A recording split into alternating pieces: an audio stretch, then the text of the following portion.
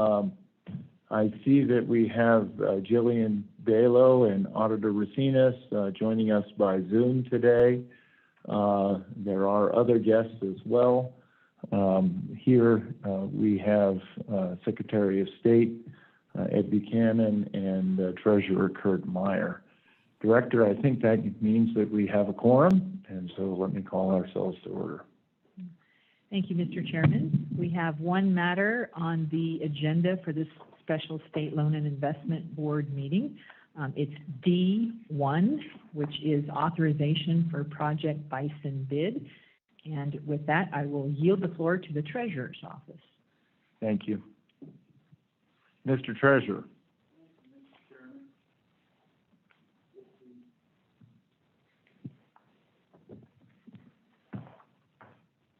This has to do with the authorization for a Project Bison bid. I think it's probably appropriate for procedures is to probably put the item on the table, and then we can have some discussion and public input. Is that your pleasure?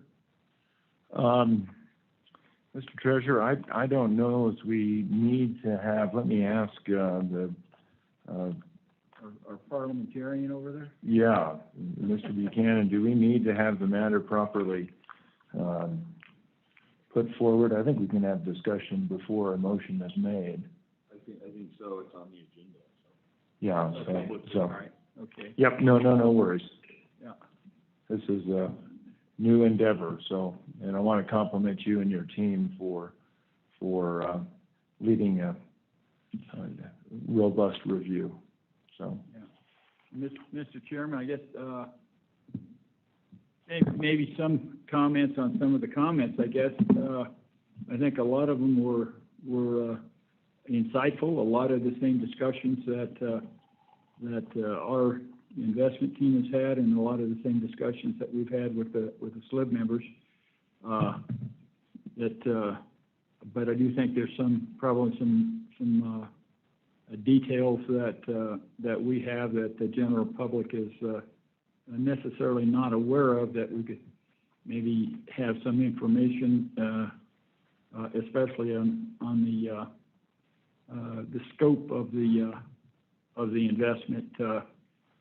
Most of the discussion that I saw in the public comments had to deal with a very small part of the investment, and that's the land and the hydrocarbons, and that part where I think a lot of folks are unaware that the largest part of the investment is actually in Trona. And so I wanted to make sure that the folks out there knew that although it seems like a lot of land, the dollar value of the land pales in comparison to the Trona assets, and the hydrocarbon value is a small amount of the total value of the assets that are being offered in comparison to the Trona assets also. So just to put it in perspective so people understand some of the thought process in going through and looking at this. And one of the reasons that the Treasurer's Office is entertaining this process is because of the zero and negative rate environment that we have on treasuries. That going forward with zero rates or possibly even negative rates on our treasuries, that part of our portfolio is not going to be able to pull its own weight. So we're looking at optionality, and this is one of the options that we felt was worth exploring because the return is several times more than that which you can get out of treasuries, and the risk associated with it is less than the stock market and some other areas where alternative investment areas that you could go into to increase your returns. but the risk associated with those are much greater than the risk associated with this particular property. So we're more or less in the phase of making sure that as we're moving forward, that if we do move forward with the bid process, that we do so in a prudent manner, and making sure that our bid reflects the risk-based adjustments that are necessary to make sure that we would be truly getting a piece of or an asset that was a good risk for the state of Wyoming. Well, thank you, Mr. Treasurer. I think it might make sense to kind of review how we got to where we are, and then I think we will entertain a number of comments as we go through the day. And I don't mean to put Chief Investment Officer Fleming on the point, but we might do that. I'll do a very high level analysis, or not analysis, but review, and then possibly Patrick, you could kind of fill in a couple of the pieces. This is a project which came to our attention last year. I had a couple of conversations with the senior leadership of Occidental Petroleum, and then brought that to the attention of the legislature. And the legislature, as many people know, spent a large part of this last session discussing the way this could proceed, and they made a number of recommendations, including a funding source for the analysis.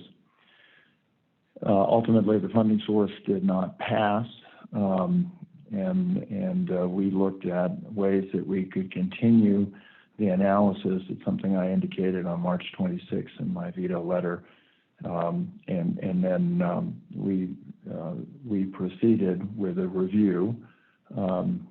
Let me just state, because I think there have been comments about this being, quote, a secretive process and somehow outside of the purview of the legislature. The fact of the matter is that this was noticed as an analysis that we were going to do on March 26th, and we proceeded. Patrick, do you want to just give a quick synopsis of kind of the process that we went through, and how we got here? I will also point out that it is exciting to see people looking at our investment performance. It's certainly something that we have long and hard looked at, is making sure people of Wyoming understood how portfolios are put together, what their diversification means, what their risk, et cetera, that the treasurer just spoke about means. And so it's nice to have people joining today to discuss investment potentials. Patrick? Thank you, Mr. Chairman. Members of the board, my name is Patrick Fleming. I'm the Chief Investment Officer for the Treasurer's Office. And I could give you a little background on some of the work that's been involved and how extensive it's been, and let you know a little bit more of how where we are now. But back in January, the governor had put together an advisory group consisting of various C-level dignitaries, people who've been in the business for many years, and it really spanned across all of the various assets that we were looking at, with the land, coal, trona, oil, and gas. And so with that, we started off the process by looking at various investment banks to look at. And we had 4 different banks that we initially looked at, and one of them recused themselves because of a conflict of interest. And then the other three, we did the due diligence into interview those banks. The bank that we chose was Barclays. The reason being is Barclays is over the, since the great financial crisis, they are the top two investment banks in the natural resource space. They have advised on almost 940 billion in mergers and acquisitions and deals that have done over the term. The fee structure was very similar of all of the different banks, so that was not a consideration. Everyone is online with that, and if you had any further questions, went back and this is all public information. I can show you over the last 4 years the fee structures that of all of the last 15 deals that were done, how much that they paid. So I have all that information if anyone cares. And so what we did is we went through this and hired Barclays to do the due diligence. This is what they do. It's a very extensive process. And in fact, Barclays has mentioned they had 23 investment bankers on the deal, which was the largest that they've ever had with their group or any other group that they've been associated with. Because we're really looking at 4 distinct separate assets. And each one of them has its own issues and analysis that needed to be done. So we started off on that process. RVK, Becky Grotzinger and the group there has done a significant amount of due diligence, as other advisories, the Office of State Lands and Investments, the Attorney General's office has done significant amount of work on the legal side. And so we put all of this together, and Occidental, who had purchased these from Anadarko Petroleum and has incurred, instead of doing an equity deal, had incurred a great deal of debt. To do so is looking to reduce their debt exposure. We do not feel that they're on the verge of having any major issues. They have over $6 billion in free cash flow that has been accruing to them over the year. They've been gradually selling off their assets. And we think that this is an asset that is not in their core area of where they want to move on to, and hence they're selling their non-core assets, and that's the reason that this was brought to us. The one thing that I want to reiterate is many people have commented about how at this time can we look at purchasing an asset because of the issues that our state and other states are going through. But I just want to make sure anyone who's listening that the Slib board has spent a significant amount of time looking at this, and what they have asked our office to do is say, does this make sense, where if in fact we did purchase any of the assets, would this improve our risk adjusted return? And that's one thing that I want to make sure everyone understands, is that is what we've been asked upon, in saying, what would be the yield that we would receive if we did this deal versus the yield that we're receiving right now on our assets, which are very, very low. And so, just as an example, 10-year treasuries are yielding 70 basis points. We are only going to receive 70 basis points for 10 years. No and ifs or buts. If we buy this bond and sell it in 10 years, that's all we receive. And the bulk of the assets that we would sell would be coming, 70% would be coming from the core fixed income market, where right now the yield with mortgages and corporates and so forth is yielding approximately 2.1%. So I just want to make sure everyone knows that the Slib board, the treasurer, has spent a significant amount of time looking at these, but only if it makes sense from a risk-adjusted return and would improve the return to the state. So with that, Mr. Chairman, I will answer any other questions or let you go from there. Thank you, Patrick. Let me mention that also, as is our practice at this point, the Investment Funds Committee had a chance to review this. Mr. Treasurer, you were very much in evidence there, and all of them have issued some advice. I think it would be fair to say the advice that they gave wasn't unanimous. Would that be a fair statement? Yes, I would say it was a fair statement to say that. We had different areas that we thought that we needed a return on, so it was a compelling risk-adjusted return. And we have that range that we would direct the Chief Investment Officer to stay within at least the average or higher as far as return when we were looking at a bidding process. And I think there's some other areas there that our office has been working on as far as the concentration aspect of the investment and the size of it, where we can mitigate that aspect of this if we go forward with the prevailing bid.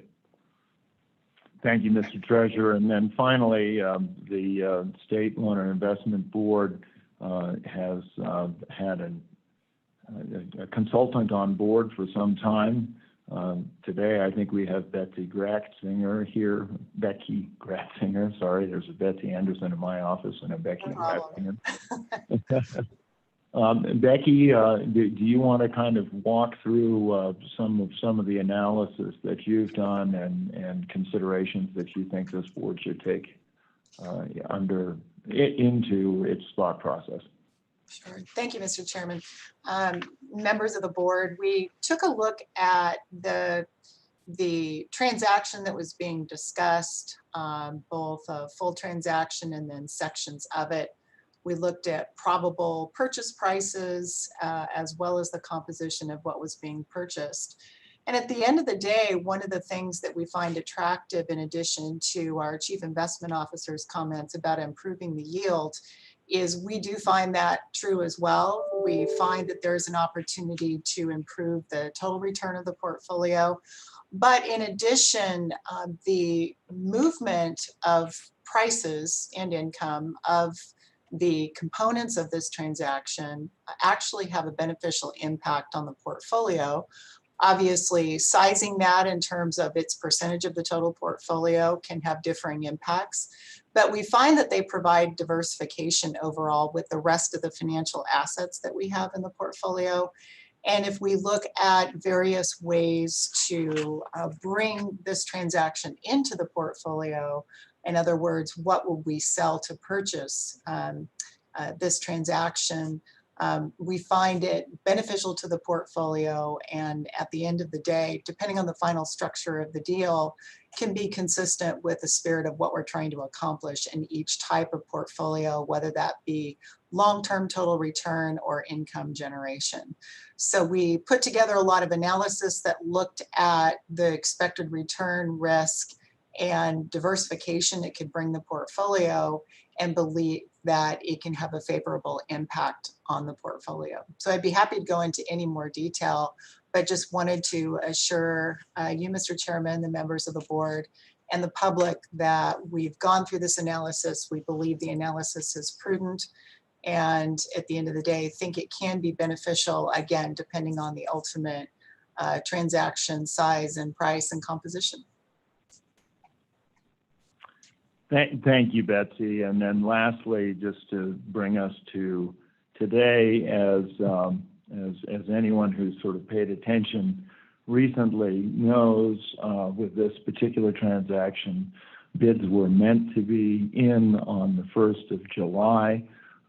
Right from the start, I want to compliment the Attorney General's office and the Treasurer's office for working to try to find a solution, not only to an arrangement that is not typical in these kinds of transactions, i.e. a public entity, and then two, I want to thank Occidental for making accommodation to the state of Wyoming to allow for public comment and full disclosure.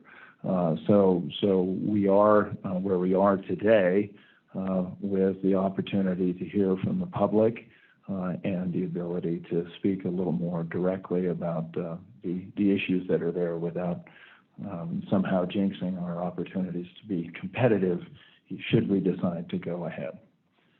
So with that, Madam Director, I think that probably brings us to speed. I think we have a number of people who want to address the State Loan and Investment Board. Before we get to that, let me ask the Secretary of State if he has any comments that he'd like to make.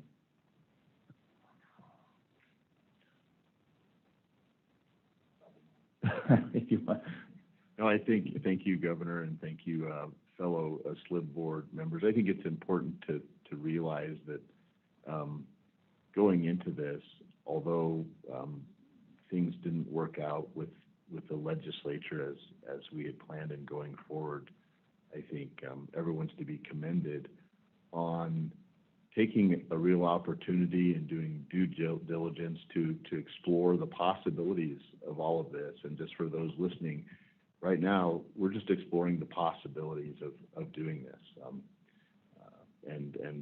And I think that's important for all the reasons that Mr. Fleming stated and Treasurer Meyer stated and Governor Gordon as well. So that's where we are in this. And that's why we're here today, to hear public comment and make the best decision going forward for the state of Wyoming. Thank you, Mr. Secretary. I would ask if Auditor Racines has any comments. Mr. Chairman, just to follow on to what the Secretary just said, I think I have some questions and points about process later, but I think that I'll hold those till we have more of a discussion aspect. So thank you. Thank you, Auditor. And Superintendent.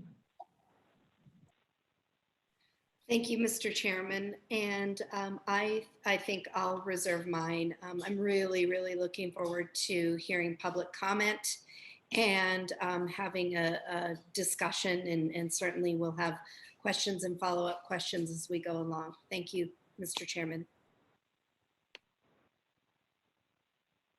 Thank you, Superintendent. Treasurer Meyer, anything more? Well, I think it is a good time to hear those public comments. I think a lot of them reflected a lot of the same views that I have about parts of this particular proposal, and it gets down to really whether or not I think we can buy it at a price that assumes the amount of return, you know, based on the risk. And so it's the question on that is that's still out. That is a function of the bidding process, but what we do bid, if we decide to bid, we do want to make sure that it does reflect that risk adjusted return. Thank you, Mr. Treasurer. With that, Director, how would you like to proceed? Mr. Chairman, I have here with us Ben Bump from my office, and he's running the Zoom meeting. At this point, I would ask those who are participating via Zoom to raise their hand if in fact they have a comment that they would like to make to the board, and Ben will just systematically go one after another, and there might be some chats as well that perhaps Ben could read too as we go forward. So with that, Ben, would you like to announce the first person? Mr. Chairman. Johnny Owner. Thank you, Ben. So, Mr. Owner.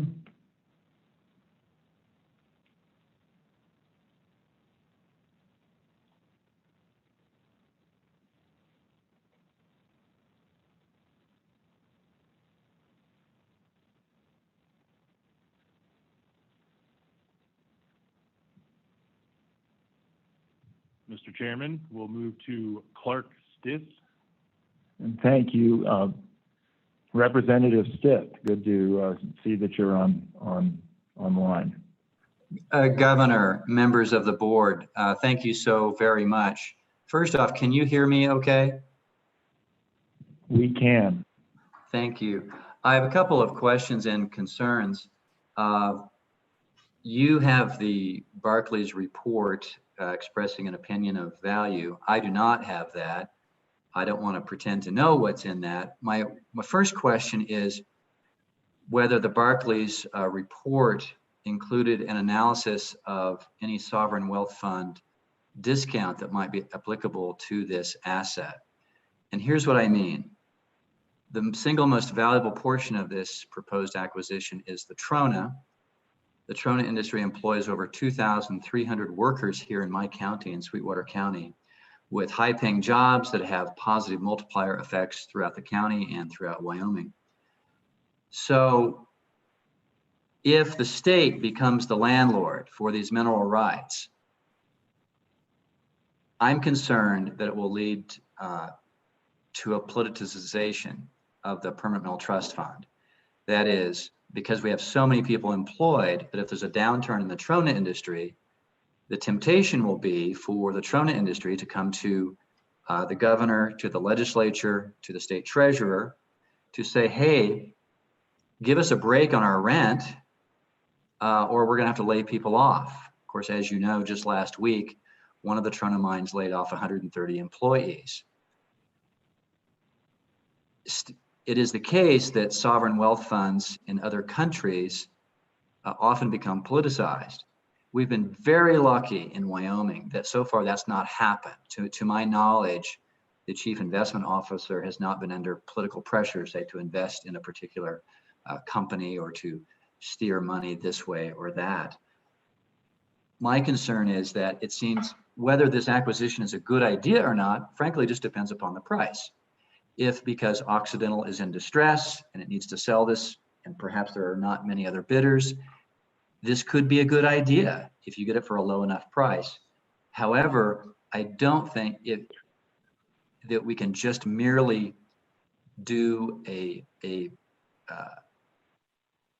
capitalized income flow from current rents, for example, to get a fair value. Another example of, and this is again, perhaps not material, but Occidental currently owns 640 acres of land inside the city limits of Rock Springs. And in the hands of a private developer is probably worth somewhere around $20 million. It's just sitting there right now. There's a lot of there. If the state becomes the owner of it, however, it will not be worth $20 million for the following reason. For starters, it generates no income at all. But there will be, over the long run, there's going to be political pressure from, say, the mayor of Rock Springs. He may come to the governor, may come to the treasurer and say, look, we have a shortage of unimproved raw land to build residential subdivisions on. This is a prime piece of real estate inside the city of Rock Springs. Why don't you give us a break on the price? We've got a developer here, but all the developer can do is scrape up $10 million. And so what's the state going to do? The state's going to say, well, we need to promote the economy of Rock Springs. There will be this political pressure for the state to effectively receive less of a return on these assets than these assets would be worth in the hands of a private investor. Now, all that's okay. I mean, that's, politics itself, there's nothing wrong with politics. But my question is this, is the sovereign, what I think of as the sovereign wealth fund discount, is that something that you as the members of the board are factoring into your decision, or was it factored in by Barclays? I have read the contract between the state and Barclays, and that contract doesn't in and of itself have much in the way of performance requirements. That is, Barclays was not obligated to consider that factor. So that's on the substance of it. Is this a good deal or not? I don't know. At a low enough price, it would be a good deal. However, if we merely do some kind of, income cash flow, net present value calculation, that is likely to lead to an unrealistic value. Of course, sadly, as we know, Barclays itself, it was the underwriter a couple of years ago for $1 billion worth of Occidental bonds. They were 30-year bonds. As of March of 2020, those $1 billion bonds were issued by Occidental were trading at 63 cents on the dollar. So, these reports, I think, whatever report of value you have needs to be taken with a grain of salt. Next is process. My sort of second category and question I have for you is, my understanding is that the board, if the state decides to make a bid, that the proposed funding source is the Permanent Mineral Trust Fund or the Common School Permanent Land Fund or some combination of the two. That is to look at this as an investment. If that's the case, my question is this. It seems that 5% of the corpus of the permanent mill trust fund would be about $400 million. 5% of the common school fund would be about $200 million. So that's $600 million. But if the state wants to bid more than $600 million, and I have no idea if these numbers are even in the ballpark, low or high, what's your plan? What's your funding source if you want to bid any more than 5% of the fund? Because it seems to me that the moment that the permanent mill trust fund bids more than 5% of its corpus for any one asset, it's violating your own investment policy and in violating the prudent investor rule. Third comment, diversification. I heard this diversification as being something this would allow us to have. Now, this investment may be a good idea, okay? So although my comments sound negative, I'm not saying we shouldn't do it at all. But to me, this investment seems the opposite of diversification, because the state's investment policy that you just updated a few weeks ago says that we should avoid investments in natural resources. And that's what this investment is. This investment is doubling down on Trona. I'm a big believer in Trona. I think Trona's got a bright future. But the state already collects a 4% severance tax from every ton of Trona mined. If we buy these mineral rights to the Trona, we're effectively doubling down on that asset, which seems to go in the opposite direction. It doesn't sound like diversification at all. So if someone could address why this satisfies a diversification criterion and why this proposal would be consistent with the investment policy as adopted by the Slib, that would help me. So thank you so much for your time. I greatly appreciate it.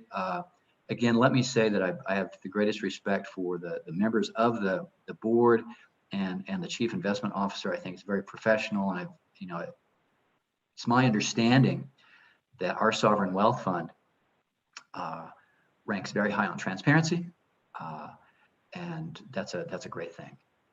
And it also, so far, we've been insulated from the political process for the most part. And so if you could address those concerns, that would help me. Thank you. Thank you, Representative Stiff. I think very good points.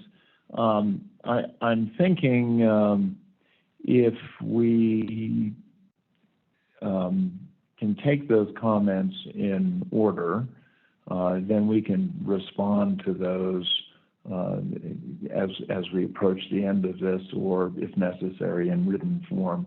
I think there's enough people that want to testify that if we try to, and with all due respect, Representative Stiff, my concern is we could be here very, very long. So I think if we have these recorded and we have a good sense of what these issues are, I think at the end, as we sum up, we can respond to those. Is that all right with you, Mr. Treasurer? So Representative Stiff, very, very good points. Political pressure. Is it really diversification? And the investment policy statement, and whether the analysis reflects the potential for reductions. Thank you very much. Mr. Bump, who else do we have? Mr. Chairman, Larry Wolf. Thank you. Counselor or of council, Wolf. Thank you, Mr. Chairman and members of the board. Thanks for this opportunity. I've submitted written comments on Thursday. I just put into the chat function the last paragraph of those written comments, and I encourage you to read them, and members of the public. I am astonished at what I have heard today. We, the public, know nothing about what is being asked of the state in the bid document. We've not seen the solicitation. We don't know any of the facts about this investment beyond the blandishments that we've heard from the governor's office and from Mr. Luthi, and even from the governor's new spokesman on this, Senator Rothfuss, who've dribbled out little facts over the last 5 months about 4 million surface acres and 1 million mineral acres. But what did we hear today for the very first time? That this is a trona play. It's not about oil, it's not about gas, it's not about access to surface lands, it's not about managing opportunities for sportsmen. This is all about trona. So 5 months into this that the public has been paying attention since it first learned about it, we now learn for the first time that this is about trona. Well, what are we, the ignorant public, supposed to comment on the merits of this undertaking?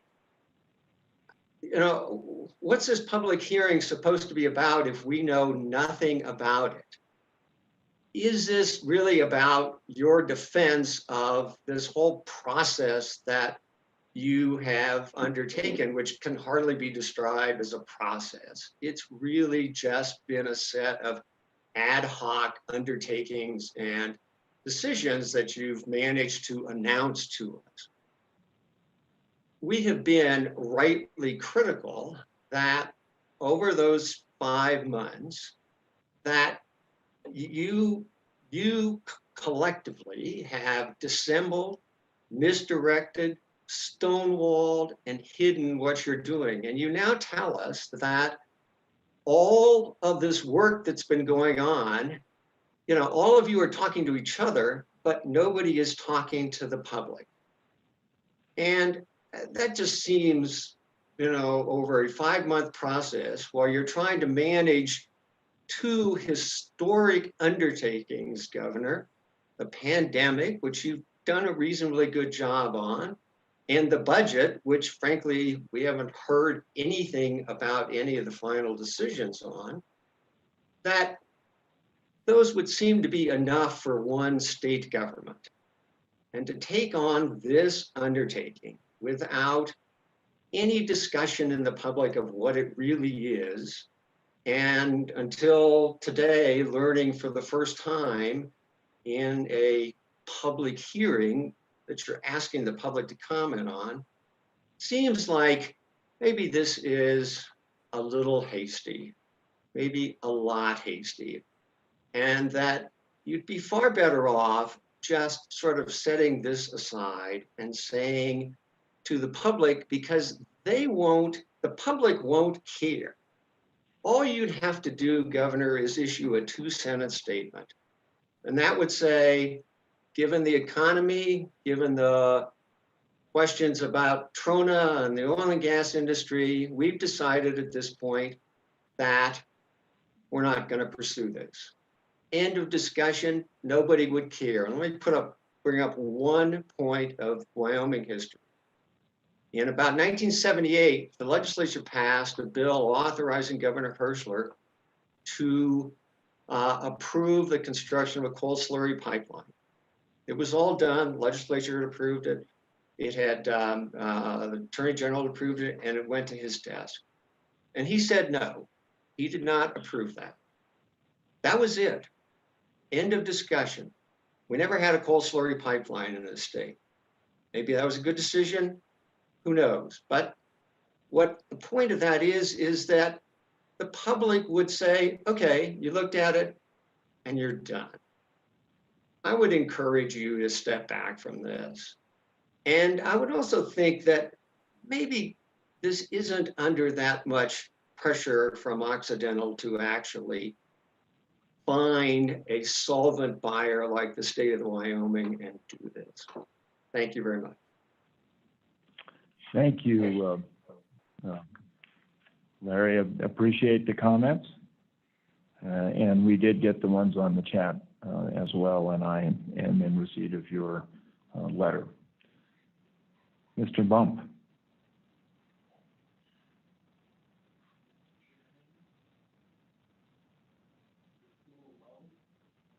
Mr. Chairman, Priscilla Wells. Thank you. Ms. Wells.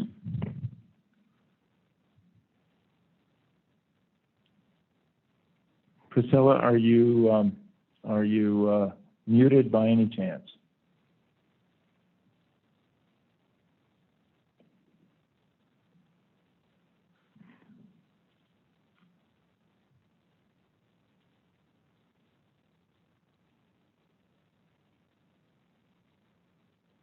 So, Ben, if we're unable to get somebody, let's put them on kind of a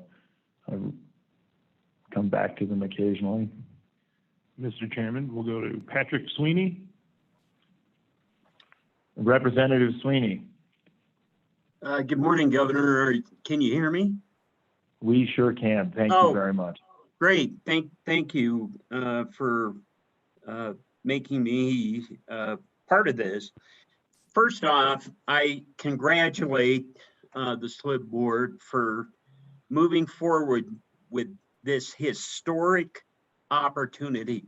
This is not, if we're successful in this, this is not a once in a lifetime deal. This is an opportunity into the future for our citizens and for our state. And I'm totally supportive of the process you've gone through. I congratulate the state treasurer in his comments, your comments, Governor, and Patrick's comments. That sorted a lot of things out for me this morning. I don't see this as a political process. And I don't see where it's in the future. Sure, anything could happen in the future that might make this politicized. But what isn't possible? The funding sources that was represented earlier, I see this as a great possibility of an investment tool, just as the treasurer and Patrick represented, for the future investment portfolio out of the Permanent Mineral Trust Fund. And I think we'll get better insights, better possibilities in the future out of this. Diversification was noted. And I have to believe that this is going to be a great diversification tool. The other comment I've got, why would you present Barclays findings out there prior to the bid? Why would you present bid documents?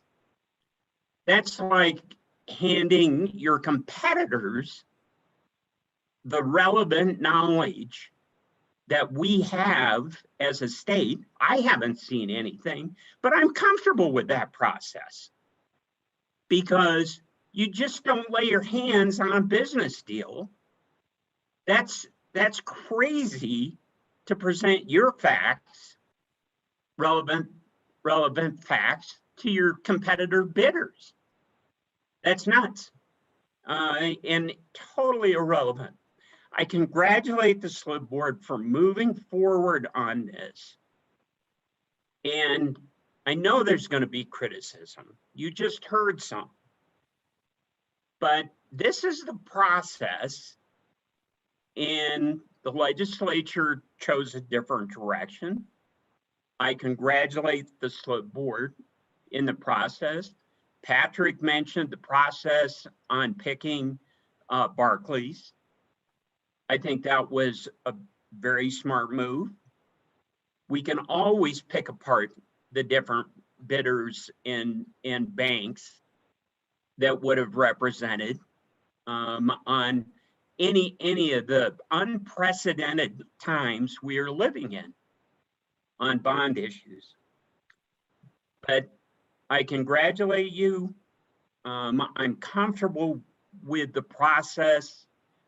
And I just wanted to chime in as a part of the one of 90 people in the legislature, that I'm proud of you guys. And I hope you'll continue on with the work of the people and all of our constituents in the state of Wyoming. I think it's very prudent. And I totally support your methodology and encourage you to please place a bid. And if we can bid and get it at a lower price, that's terrific too. But you just don't know those things. And I have confidence in our investment team, and the treasurer and the governor and our Secretary of State and our state auditor and our superintendent of schools, that you will make great decisions on behalf of our state and our long-term future. This is the right thing to do. And it's a million surface acres and 3 to 4 million of mineral rights. I think the previous speaker had those numbers reversed. So thank you I ran over 3 minutes, but I appreciate the opportunity. Thank you, Governor. Thank you, Representative Sweeney. Duly noted. Thanks, Ben. Mr. Chairman, Reverend Dr. Sally Palmer. Okay, very good. Thank you. Reverend Dr. Palmer, I think you have the floor. I'm trying to get the floor. Can you hear me? We can hear you. Great. Thank you. One is, I sent Ben some questions, and he's welcome to repeat those. I too am grateful for this public process. It is amazing to be able to deal with Zoom and go on to another obligation I have at noon while still hearing this incredibly important question. So I have one additional to the ones I sent to Ben. The ones I sent to Ben had to do with the use of the land and what I've tracked since 1982 in terms of public lands in Wyoming. I serve on sacred ground chair as a task force, but basically looking at wildlife is very serious. Changing migration routes is very serious. So also is the incredible question about development. It's called mitigation. Tri-Hydro Technologies, which now has about 40 offices around the United States, said it is very, very, very difficult to mitigate soil. In listening to you and trying to be very succinct, the question I have has to do with hearing the summary of why this is wise. It had to do with the return on investments.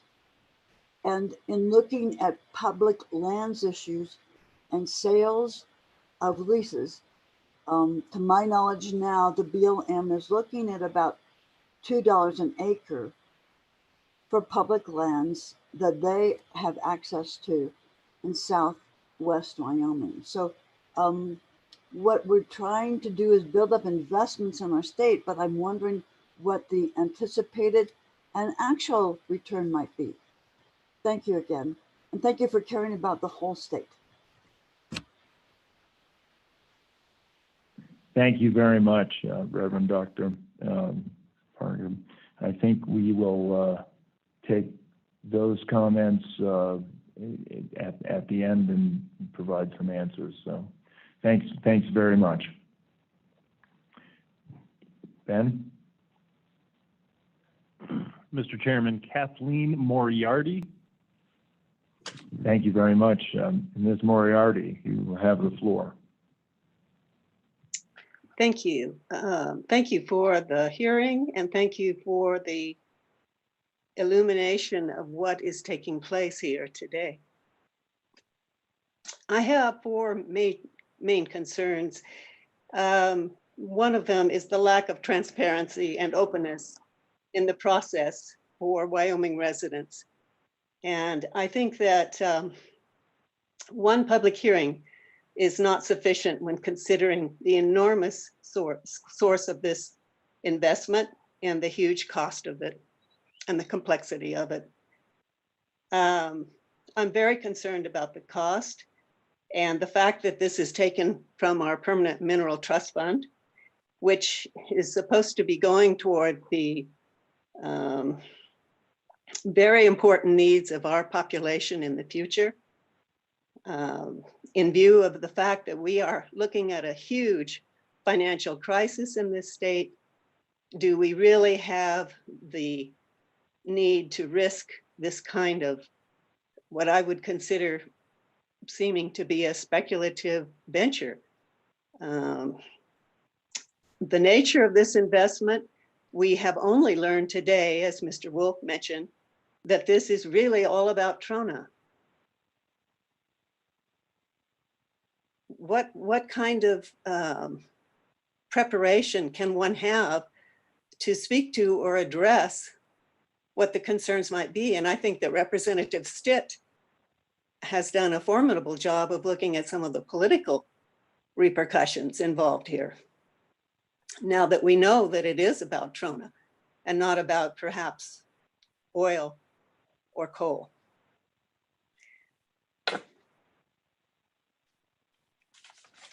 I'm also concerned about the management of this kind of an investment. My good heavens, we have all kinds of issues in the state of Wyoming that have to do with land. What can we possibly expect to have happen here with such a major purchase of land?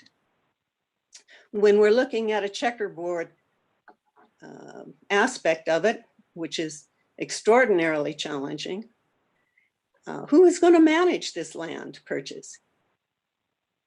And what's it going to cost to the state of Wyoming? And indeed, what are the political repercussions, as were mentioned by Representative Stitt and Mr. Wolf? So I think that we are, I think that we are moving far too fast on something that is major as far as cost, as far as long-term implications. We need to have much more thought go into this process. We need a management plan. Is there anything like that available? Has anybody even looked at doing anything like that? And I'm sure that it's not an easy process for the elected officials and Governor Gordon, in view of what you all are dealing with, to look at such a major investment of this and look at all of the implications. How could you possibly? But this is far too complicated and too complex to be moving forward at ease.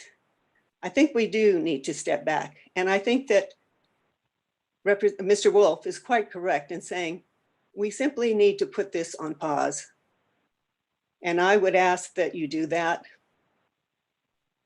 And I would ask that you go very, very slowly, because we have a great deal at stake here. And I thank you for your time today.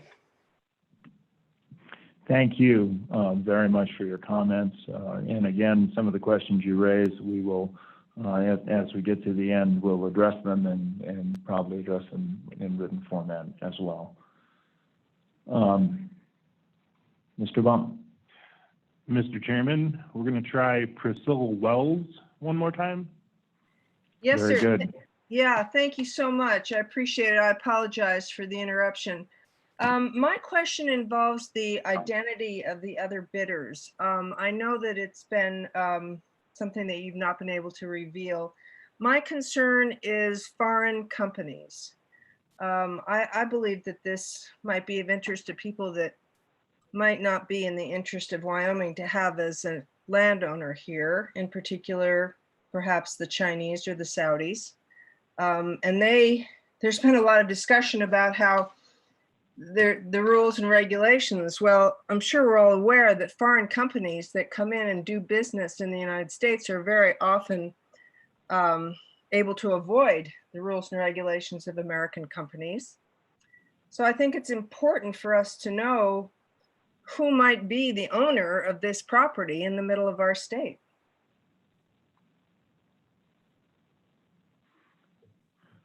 Well, thank you, Priscilla, for that. Very good point. And again, we'll address that at the end, to the best of our ability, I guess I would say. Mr. Bump. Mr. Chairman, Representative Chuck Gray. Representative, you have the floor. Thank you. Can you hear me? We can. Okay, I'd like to express my concerns on bidding on this.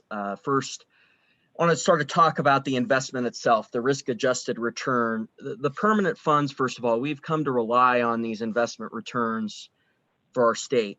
They provide support to our revenues in a fashion that is protected from the boom bust cycles of the mineral industry, become a top 2 revenue source to the general fund, the number 2 revenue source to schools. So the stakes here are extremely high, the return on these permanent funds. And so let's start with all the costs involved in this. The property taxes on the lands will have to be paid. The lands will have to be managed. This is certainly not a job that the Slib can handle with current staff levels. For this investment to yield a sufficient revenue from a statistical standpoint, you'd have to be able to pay those property taxes, the management costs, the opportunity costs of investing these funds in a truly diversified portfolio in accordance with state statute. And I'm not seeing that here. This land deal also has major problems from a financial risk perspective. To allocate over 7 to 10% of the permanent funds to a land play in one concentrated area certainly wouldn't be considered a diversified portfolio. And to compare the risk to anywhere in the world to that of treasuries, I think is absurd. You're comparing apples to oranges, and that to say that this is going to yield a higher potential return, but you have to also look at the risk and the risk comparison there. You're comparing it to treasuries. That's an absurd from a calculation standpoint. And there's a reason why the IFC has major concerns on this, why the reporting has been that they are nowhere near unanimous on this because of that concentration issue. I also want to talk about some of the statutory problems I see with this deal.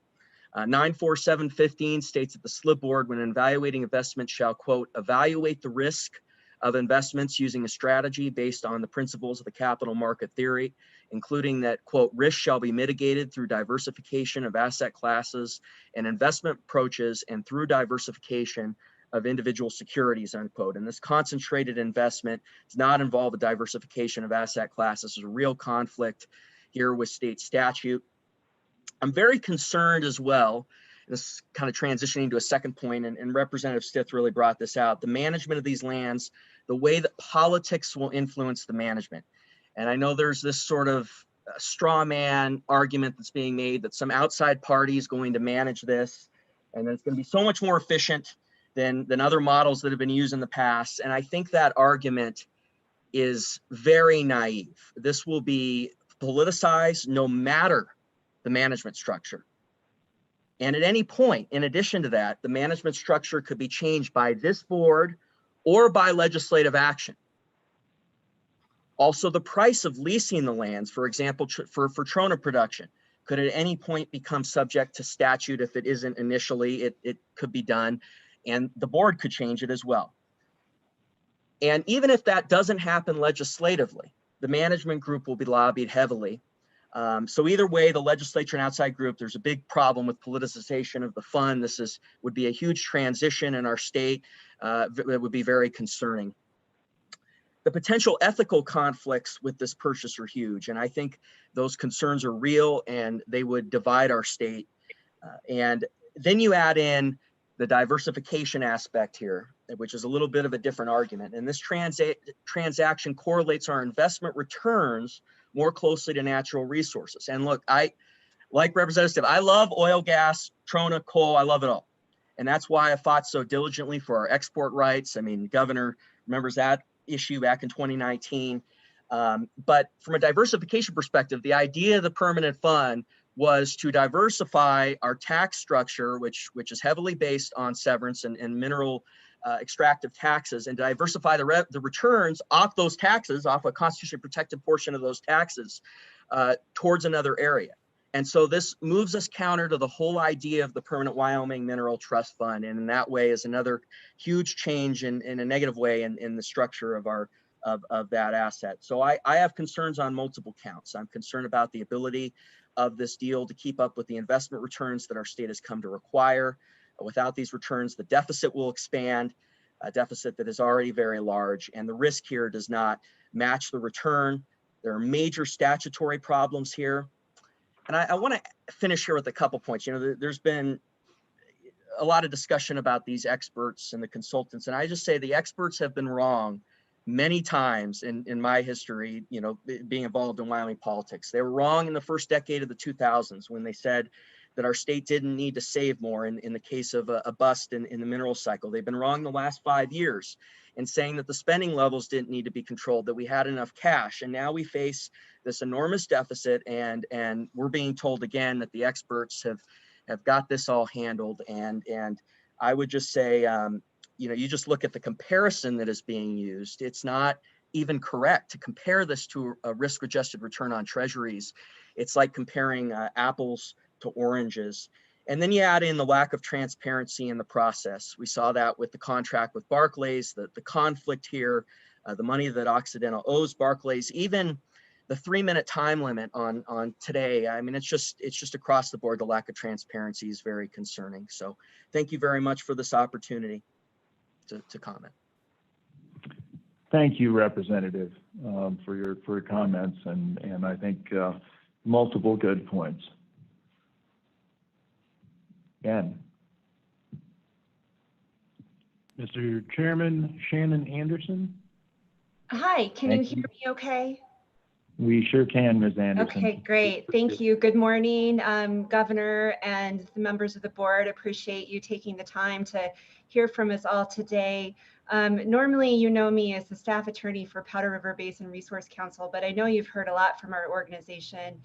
So I'd like to speak to you as your constituent, a third-generation Wyomingite who cares a lot about our future and our history. And how the two kind of meld together in this decision that you have before you today. So as you know, the permanent fund is constitutionally based. It's enshrined to be the share of future generations when we develop minerals today. And it's our promise to them and those future generations that that fund will be there forever. Constitutionally, I think you have a difficult challenge with using the fund essentially as a mortgage to buy property. That wasn't what it was envisioned to do. It was envisioned, again, to survive forever, to be in perpetuity, to be there for the future generations. And so I think you have a challenge when you're using the fund to buy property that isn't an immediate return and may have a return in 5, 10, 15 years. You know, again, like everyone else, I haven't seen the numbers, so I can't give you that, but it will be not immediate for the return.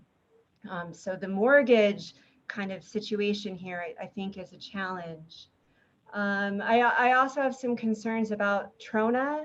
If this really is about Trona, that's probably not the full 5 million acres. Is there a smaller piece that you could bid on if that really is the most lucrative? And as you know, the Trona industry has asked the federal government time and time again to reduce royalties. The governor has supported that reduction request. Would they do the same for the state? This is not an industry that survives ebbs and flows very easily. I mean, there is international competition and pressures on that industry, just like all the rest of our mineral industries. So I really challenge you again to think about that promise we made to future generations when we established the Permanent Mineral Trust Fund, and think of that and really acknowledge the precedent-setting action that this would be.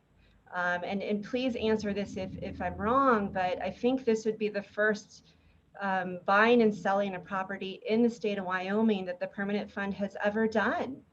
That is precedent setting. So please take the moment, have a good discussion, and we look forward to your deliberations going forward. Thank you again for your time, and we hope the transparency is better going forward. Thanks. Thank you, Ms. Anderson. And we'll address some of your comments at the end. Ben.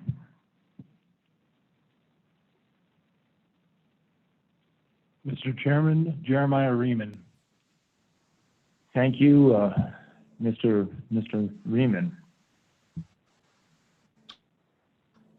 Good morning, Governor and fellow board members. My name is Jeremiah Riemann. I'm here on behalf of Wyoming's County Commissioners.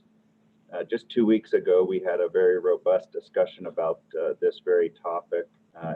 And commissioners certainly understand the potential value of buoying Wyoming's investment portfolio amidst a troubling financial set of circumstances that we find ourselves in.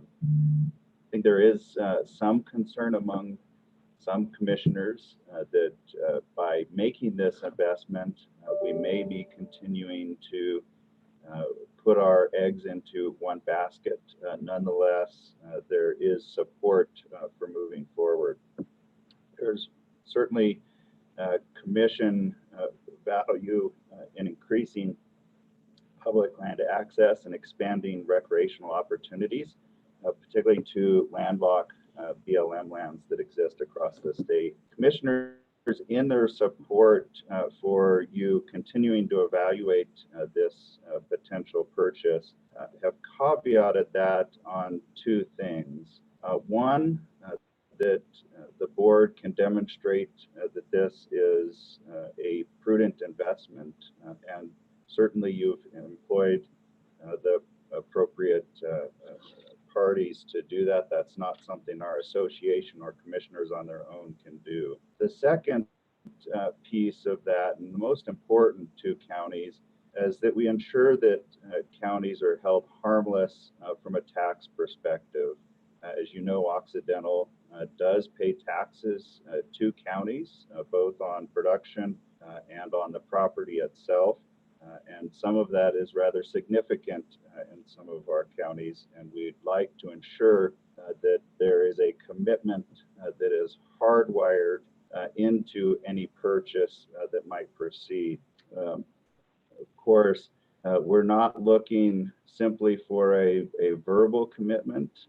Again, we want something that's hardwired. We've got too many examples of things like PILT and others where that federal commitment in particular has not held up over time and has left counties frankly holding the bag. So we do look for that to be hardwired. And of course, in our comments, we receive a small portion of any of those property taxes. The vast majority of that goes to schools as well as special districts. So there is a larger implication here, and we want to ensure that that is well managed and considered. And with that, Mr. Chairman, I appreciate the time today and wish you well in this evaluation. Thank you, Mr. Ryman and Riemann, sorry. It's always good to hear from you, and thank you to the county commissioners for discussing this important topic. Ben. Mr. Chairman, Jill Morrison. Thank you. Ms. Morrison. Oh, Governor Gordon, thank you very much for this opportunity, and to the Slib board for taking their time to have this important meeting. I really want to address a couple of important issues and questions.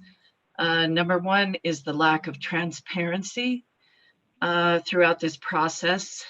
Good government is based on transparency and public involvement. And had it not been for a lot of questions being asked, and I do appreciate your staff, which began to answer some of those questions about a week ago.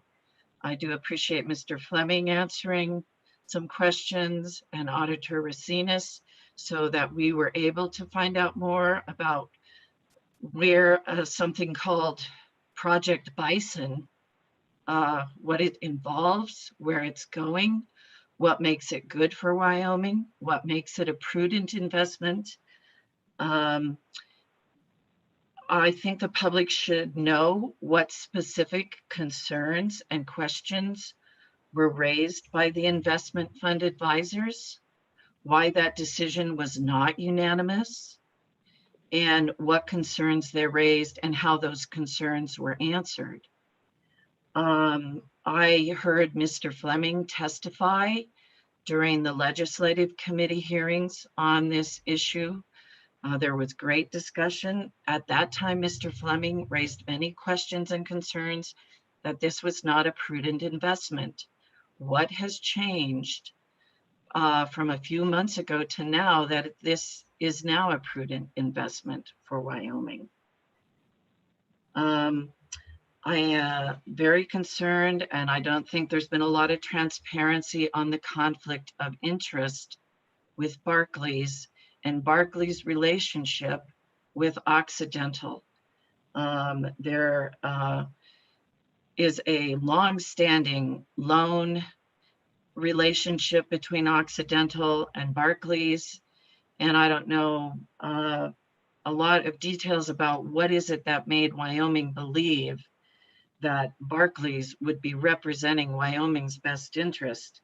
Certainly when we got a look-see at the contract, it does not look that it is written in the best interest of Wyoming or Wyoming's people, because the higher the bid on this project, Bison, is the higher the money Barclays gets.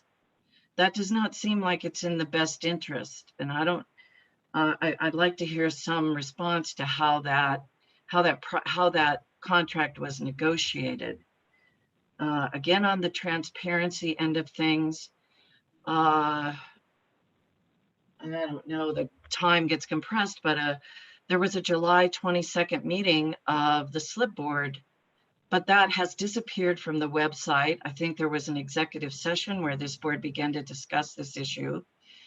And that has completely disappeared. I think there's a lack of transparency about what has been going on behind the scenes, and why is it that the public and legislators should not be more involved in one of the largest, most historic potential investments of the state of Wyoming. How will the county governments, the 6 counties, be compensated for the loss of payment in lieu of taxes? That hasn't been answered. And how the management costs, I think, are a big issue if Wyoming would succeed in the purchase of these properties, and how that would take place. And I think I think on the Trona issue, of course, all the majors have been getting out of the Rockies for the last 3 to 4 years. So we know oil and gas is not a good investment in Wyoming right now, and not projected to be in the future. Trona also is on the downswing right now. So I'm not sure the checkerboard management, I don't think the rate of return on investment is going to be what we're being led to believe, given the management costs and complications. Thank you again. Appreciate very much that you made the time and effort to have this meeting in public and to pursue transparency and good government practices. Thank you, and Ms. Morrison, and those questions we'll take up. I note that you said you would like them answered in queue. My concern is we end up with a back and forth that will take us for a very long time. So I do want you to know that we will exercise diligence, answer questions. This is not the end of this process by any means. So there'll be ample opportunity for people to continue to express concerns, express positive notions, express things that we haven't thought about. So I just want to make sure that people understand there'll be plenty of time for that. Mr. Bone. Mr. Chairman, Rose Lind. Thank you. Ms. Lind. Hello, my name is Rose Lind and I live in Dayton, Wyoming. I had remarks prepared and, in the face of actually getting some information, I've been trying to rewrite them, but, I too have concerns about the transparency of this process. I've, spraying the public with some information about Trona at the last minute, it feels like a really savvy way pushed oil and gas and fossil fuels out of the conversation, which, you know, what are we actually buying? I feel really frustrated with the transparency of this process. Maybe have trusted my representatives. If the governor hadn't vetoed the legislation that they passed, that would have brought some transparency to this process already. And my biggest concern is just, what is the plan? I haven't actually heard what is the plan. What is the investment return actually projected to be? What are the risks that may come up? You know, I've bought 2 fixer-uppers now, and I can tell you the risks and the contingency come up, and you need to have a plan with them ahead of time, or you're just wasting money. And I'm afraid that's what we're doing. And I'm really concerned that we're doing this with the Permanent Minerals Trust Fund. It's our sovereign wealth. You're talking about spending maybe more than 10% of the fund's worth right now, and doubling down on, we've already heard this morning, is not what we're supposed to be doing right now by our own considerations and rules.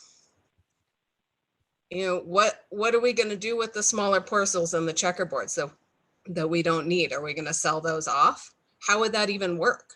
What's the plan for wildlife? What is the plan for recreation? What is the plan for land management and rehabilitation? And who is going to pay for that? What's the plan for the other minerals?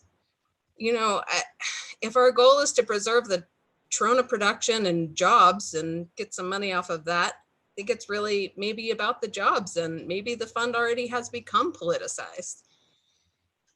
You know, somebody else suggested maybe we could just buy the profitable part. You know, although it sounds questionable that the trona is even profitable over a longer period of time. I think I read that Occidental just bought this last year, and now they're already selling.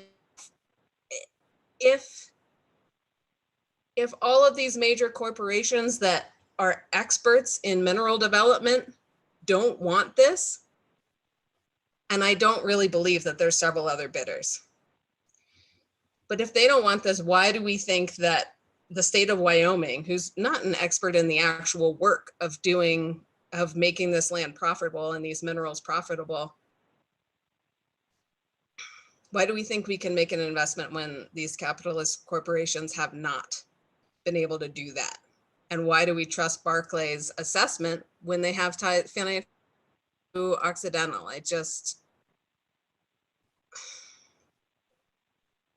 I'm frustrated by the lack of a plan. I don't think it's wise to spend more than 10% of our sovereign funds investing in something that we have no. And if there is a plan, tell us what it is.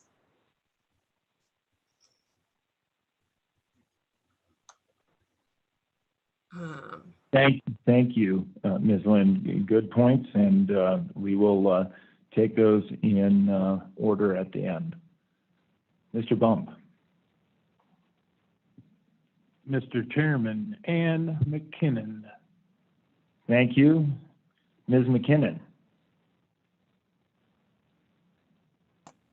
Thank you very much. Can you hear me? We sure can. Thank you. I thank you all very much for holding this meeting and doing it by Zoom so we can all join. I am not a financial expert by any means, so I had more questions than comments, and I look forward to hearing your responses. One of them was, it seems to me it's potentially a decent chunk, 10 to 14% of the Permanent Mineral Trust Fund, going into what sounds to me like it will be a very non-liquid asset. And I worry about, we already have a number of things, I believe. I've been trying to read the Treasurer's report and having some trouble accessing all of it, but the Shoshone pipeline, the Gillette water project, farm loans, all those things are equally not particularly marketable to anybody else. And I suspect this will be the same way for the reasons that the previous speaker mentioned, that it seems that the majors are divesting themselves of this, of these lands which are being called assets and apparently are less of assets to them now. It does seem to me contrary to the diversification policy and, as I understand it, to the advice that people who manage other permanent funds around the world gave in the conference that you ran, Governor, in 2016 in Jackson. And so that the idea that we should be, as people are saying, doubling down on what we've, whether it's Trona or coal and oil and gas, seems illogical right now. That it seems to me that the national economy is likely to recover much more quickly than the energy section of the market, and that it will remain, energy and minerals, including Trona, will remain quite volatile. We have a history in Wyoming of always thinking we can outguess the minerals industry. We've made investments in the past, or attempted, considered at length, some investments like the Kern River Pipeline, that where we thought that we could somehow figure out the industry better and we could make these investments. And as the previous speaker said, I think that's a temptation we've always had, and it's never proven to be a good idea. So I worry about us taking this investment on thinking that we can play with the big boys. We're a state of public government. We have these concerns for the future for our citizens with the Permanent Mineral Trust Fund, and we are not the same as those companies who have a much better ability to assess what's going to happen with those so-called assets than we can. So I think we should take a good deal more concern thinking about them, and I certainly would love to see a lot more information for all of us, and I hope possibly both at the end of this event and also perhaps in writing, you can supply us all and the public with more information. Thank you again for making this hearing possible. Thanks, Ms. McKinnon. I appreciate the comments.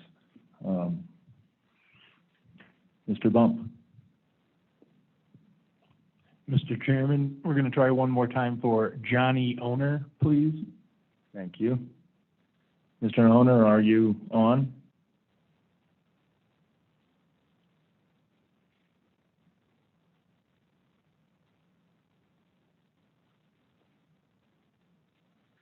I see his microphone is muted. Ben, is there a way you can unmute it?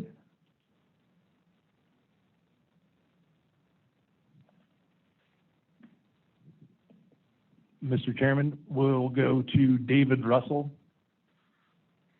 Thank you. Mr. Owner, there's a way to unmute if you're on a computer, so maybe you can figure that out. Who do we have now, Ben? Mr. Chairman, David Russell. Thank you. Mr. Russell. Yeah, hi, Governor and members of the committee. This is Representative David Miller. Russell happens to be my middle name, so that got listed when I signed in. But I just wanted to thank the board for doing this public meeting. I want to thank all the information that's been presented today. Mr. Fleming, thank you for your review of the process. Something I really haven't heard about that concerns me a great deal is, that the amount of mineral rights we're talking about here is a third of the mineral rights held by the private sector in Wyoming. I have a big concern of this going into a governmental entity again. We tax minerals in Wyoming. We try to change the tax rate or taxing under other industries in Wyoming, but there's nothing out there that can support Wyoming. And the legislature votes down the majority of these taxes. So taking 1/3 of our private mineral rights out of the productive explore, develop, and produce sector, I have a great concern. And Governor, that's my comments. And again, thank you and the Slib board for conducting this meeting. Thank you, Representative Miller. Very good comments. Mr. Bump. Mr. Chairman, Jamie Egolf. Thank Hi. you. Please Yes. proceed. Hi, thank you, Governor Garden and panelists and auditor and CFO and all of you that are participating. This is really very helpful and I've learned a lot today. I'm a psychotherapist practicing in Laramie and I'm joining you from Centennial, Wyoming today.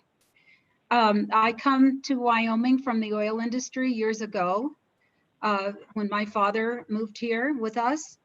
And so I have followed the decline in the mineral industries over time as a Wyoming citizen. My concern today is that if, I think I heard the percentage of 2.1 as our present yield, which I think is very, very low on an investment. But I'm concerned that if we are slated to make less than 2.1%, that would be a very serious issue. And I hope somebody can answer that why we are getting such a low yield and if we might be getting a lower yield even so. Thank you so much and good luck. Thank you, Mrs. Golf. Very much appreciate it. And I'm sure the treasurer would be happy to respond to that towards the end. Mr. Bump. Mr. Chairman, Joyce Evans. Thank you, Ms. Evans. I think you have the floor.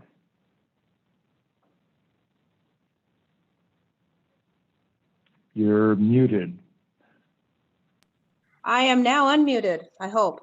Yeah, great. Thank you, Ms. Evans. Please proceed. Thank you for the opportunity to comment and thank you for holding this meeting via Zoom, which makes it so much easier for many of us to participate. I did want to make one comment about this being about Trona, which I did not realize after having done the research I was able to do. But if you buy the Trona, you buy the land and you still have to manage that land. You can't ignore the fact that the land is going to require ongoing management no matter what you do with the minerals. There's going to be a cost both financially and politically to manage that land. And I do think we need to look at diversification, but we need to look over all economic factions, not just minerals. Minerals have burned Wyoming over and over again, even though they have carried us to some nice highs. We've had a lot of trouble when that no longer happens.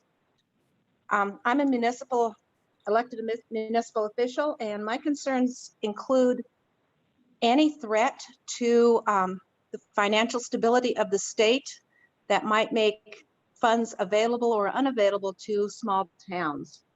As a private citizen, I think that this looks like generally a bad idea, and I hope that you give it more than due diligence, but you give it serious thought and look into the future of what it's going to cost the state of Wyoming. Thank you very much. Thank you, Ms. Evans. Mr. Bump.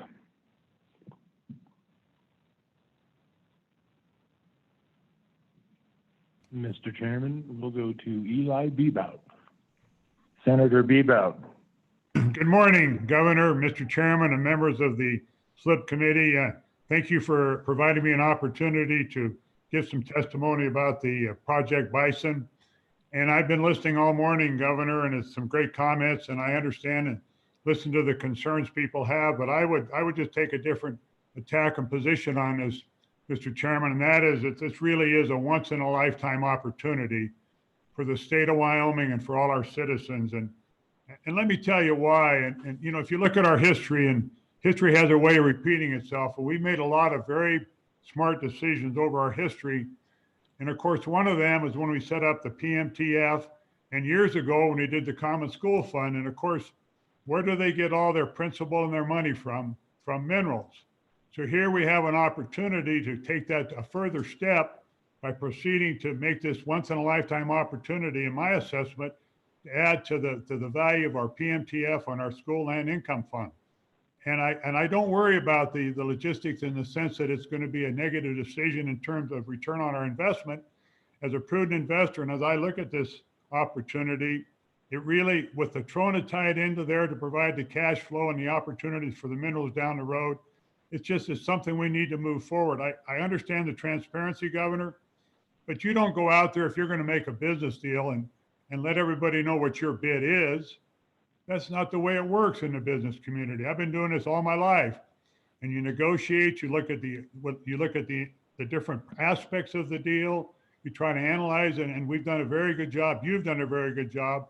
Slib has done a good job by bringing in Barclays to help us on this process and the internal workings. And the way I see this shaken out, Governor, is I would hope you would proceed on this, do it for all these reasons that I've discussed. And I hear about the political side of it, but I'd much rather go to the Slib board to talk about issues in Wyoming than outside people. And there's that potential for outside investors. And I'd rather put money into Wyoming and the minerals in our state than buying apartment buildings in the state of New York. And as we go forward with this, and the plan I see you moving is to put together the best information you have, answer all these good, legitimate questions today, but proceed with a bid. And then if we're lucky enough to be successful, and there are other people interested because of the value of this, and if we are lucky and then we are chosen to be the next step, which would be to proceed to do our internal due diligence and move with Oxy to close the deal, then there'll be plenty of opportunity for the transparency to be analyzed and looked at. You'll have to, if you make that decision, we get to the next level, you'll be able to do that. And if you want the legislature involved to help with the decision, we'll be glad to do it. So Governor, in closing, long-term, what an opportunity for Wyoming, for our children, for the future of our state. Thank you for what you do, and I would ask that you continue to move forward.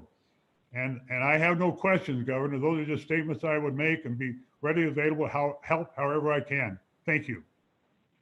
Thank you, Senator. Very much appreciate your comments. Mr. Bump. Is Johnny, or I'm sorry, you have somebody on. Mr. Chairman, Brenda Mongold. Thank you. Ms. Mongold.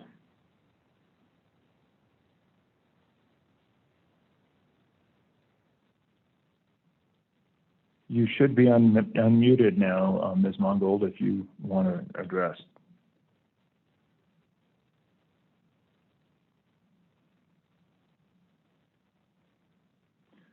Mr. Chairman, Ms. Mongold was having problems with her phone earlier, but she has emailed me some comments for us.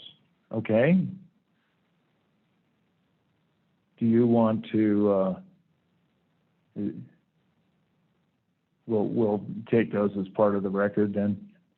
Okay, thank you. Thank you, Ms. Mongold. I'm sorry with the technological challenges, but thank you very much for emailing your concerns.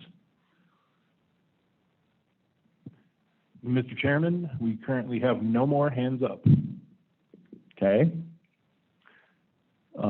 Thank you, Mr. Bump. And I'll remind people that there is the opportunity to raise your hand. I would add one more comment that I received over the weekend. This comes from a neighbor of mine in KC who expressed a concern about no net gain in state land acreage. Just as he put it, let's not have excess state lands. That came from Brock Hansen in KC. So I think we have a number of questions that I've been trying to keep a running tally on. I've got notes. There were questions about political pressures and whether in tough times that would cause us to reduce the royalty rates that might be paid. Obviously, severance taxes are already an issue. Real estate, would we realize the full value of the real estate? There was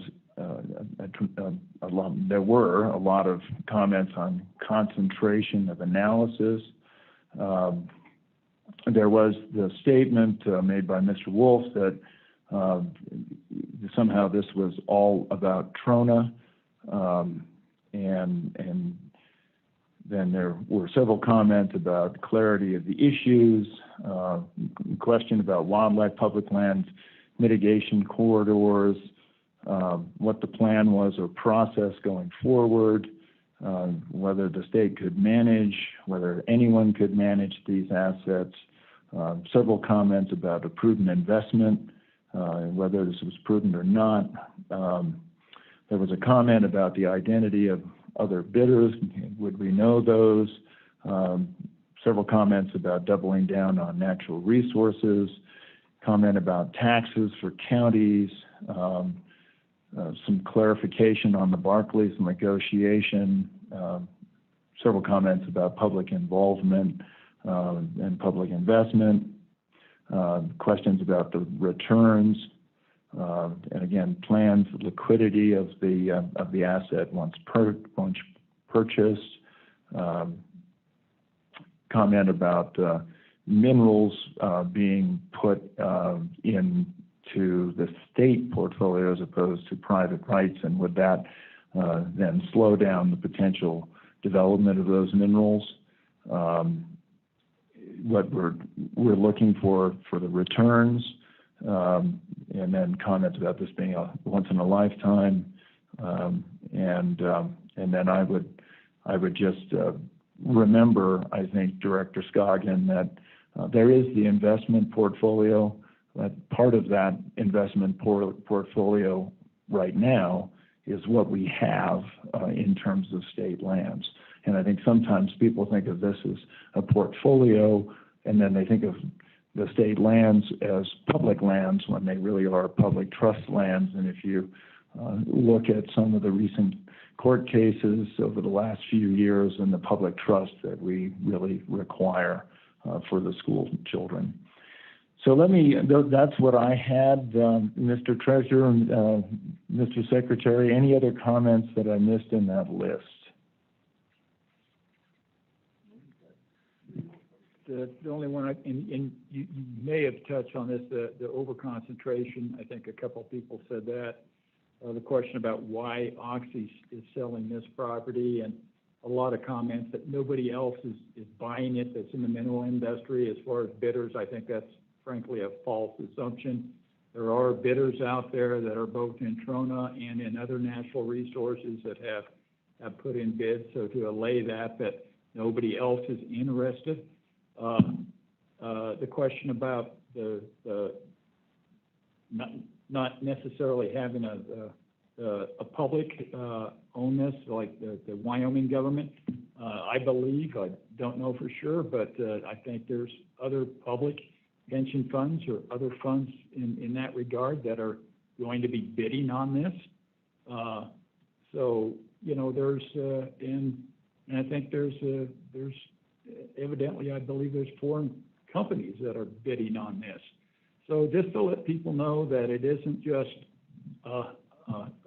Wyoming out there by themselves. There are legitimate bidders.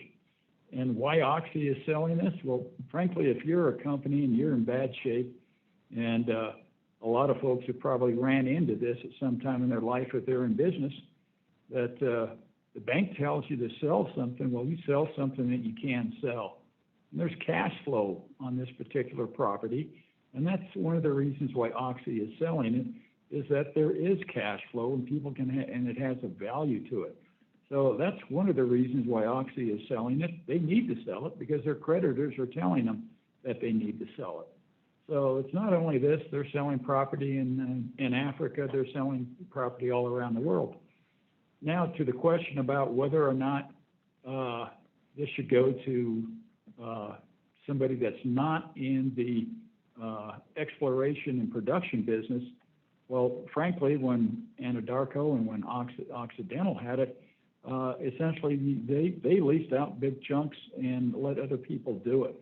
So I think that I don't believe that argument holds water from the standpoint that whoever owns this will probably lease out chunks to different operators, and you may actually have a higher velocity than if you just sold it to one mineral exploration company, because they may have, as Occidental had, is go to some offshore drilling that had better aspects of success and leave this vacant. So, you know, I think that if those arguments, I don't believe have a basis for I guess not moving forward until this is. And you need to know that this is a non-binding bid, more or less. And Patrick Fleming or the governor may be able to go into that in more detail. But essentially, it's not the final bid. Slib will have the final say on this at a second meeting. This is just to authorize the process to start, not necessarily to authorize the process to finish. Thank you, Mr. Treasurer. Let me ask the same of the superintendent or the auditor. Did I miss anything in our list? I'm going to try to group those after we have a complete list, and then we can kind of go through piece by piece. Mr. Chairman, this is the superintendent. Yes, Madam Superintendent.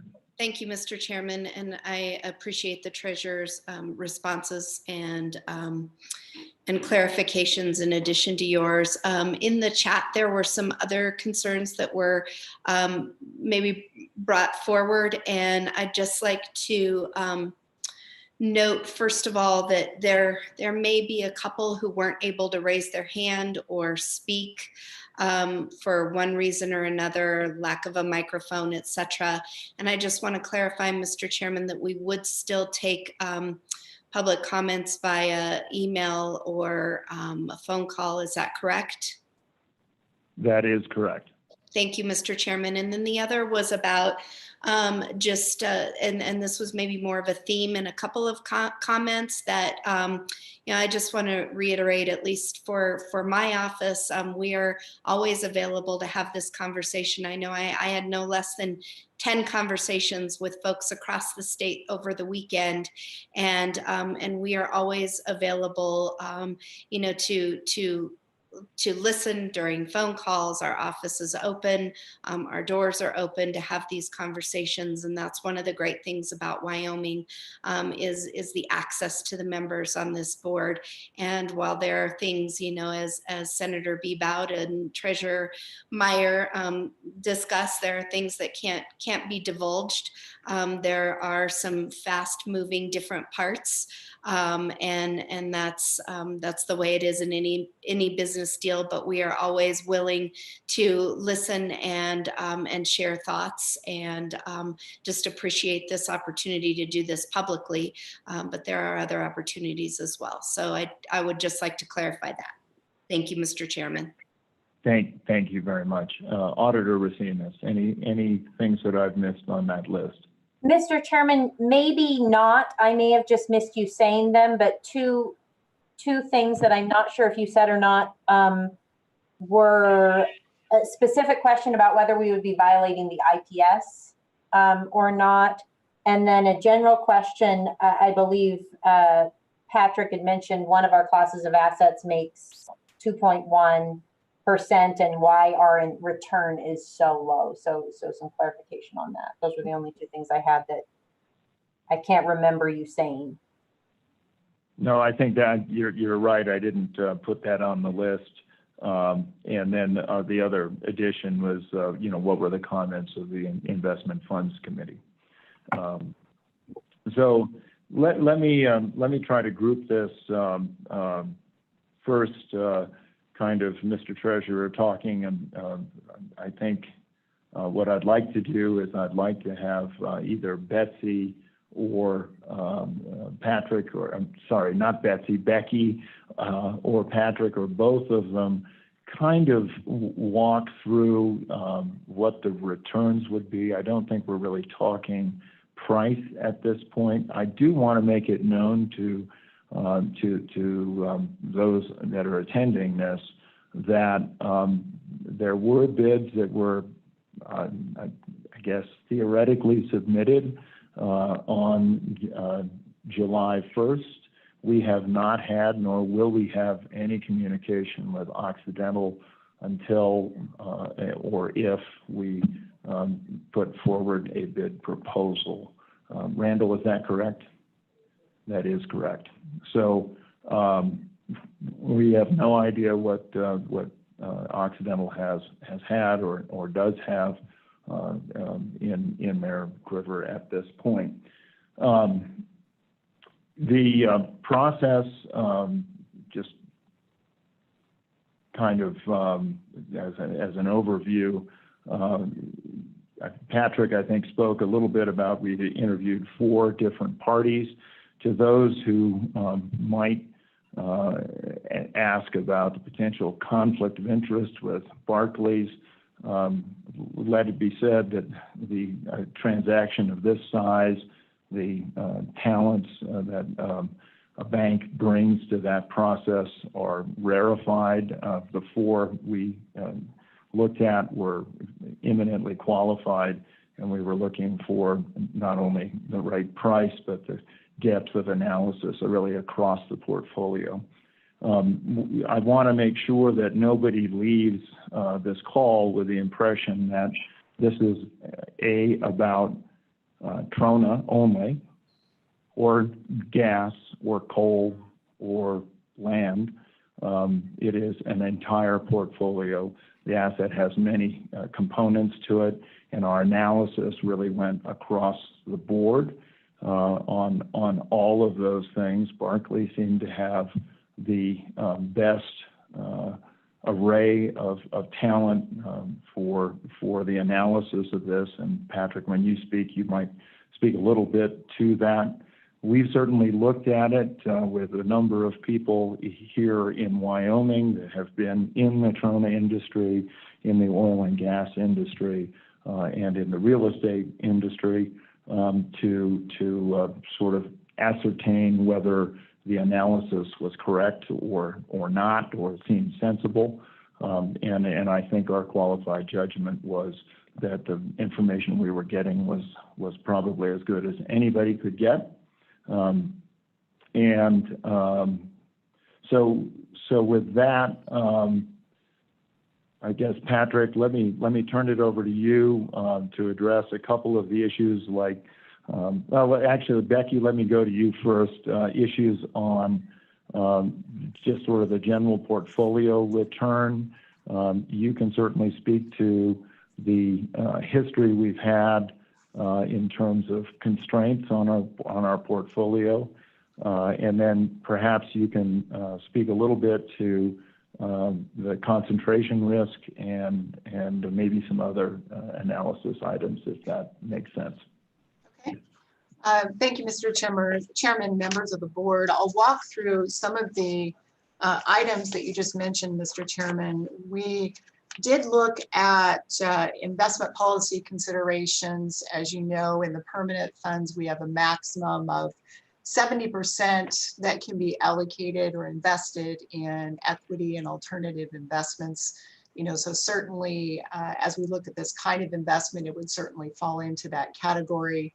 As we look at what kind of form this investment could take, we may be looking at various parts of the investment policy. If it's considered an alternative investment, that may be one set of guidelines that we'd be looking at. If it would be considered inside of real estate or commodities, we'd certainly look at those things. If it was brought in as a single investment, that would be considered an alternative investment in general, that it would need to be handled in that manner within the investment policy.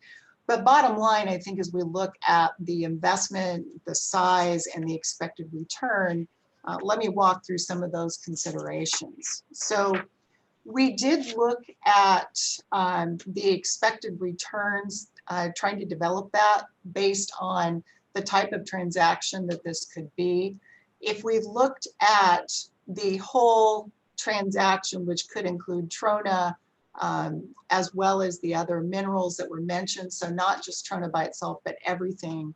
We actually developed an expected return based on those components going forward over a long period of time that was coming in somewhere around the 7.25% over the long term. If we were to take Trona out of that, the expected return that we developed from looking at history and looking at all the information that we had available to us on pricing and yield, we believe that without Trona, it would be something more like 11%. So clearly, as we look at other expected returns for other asset classes, either the entire transaction, including all those minerals and the entire proposed transaction, that was attractive. And looking at these other components, stripping out Trona was also attractive. But as we know, when we look at the whole portfolio, we're called to, under the prudent investor and prudent expert theory that's all based in our investment policy, we need to look at these potential investments in light of the entire portfolio. So we had to look at not only the expected returns, which certainly look attractive based on Mr. Fleming's comments about the return of treasuries and other types of investments. We have to look at the risk. How much is that 7.25 or 11.1% rate of return likely to move around?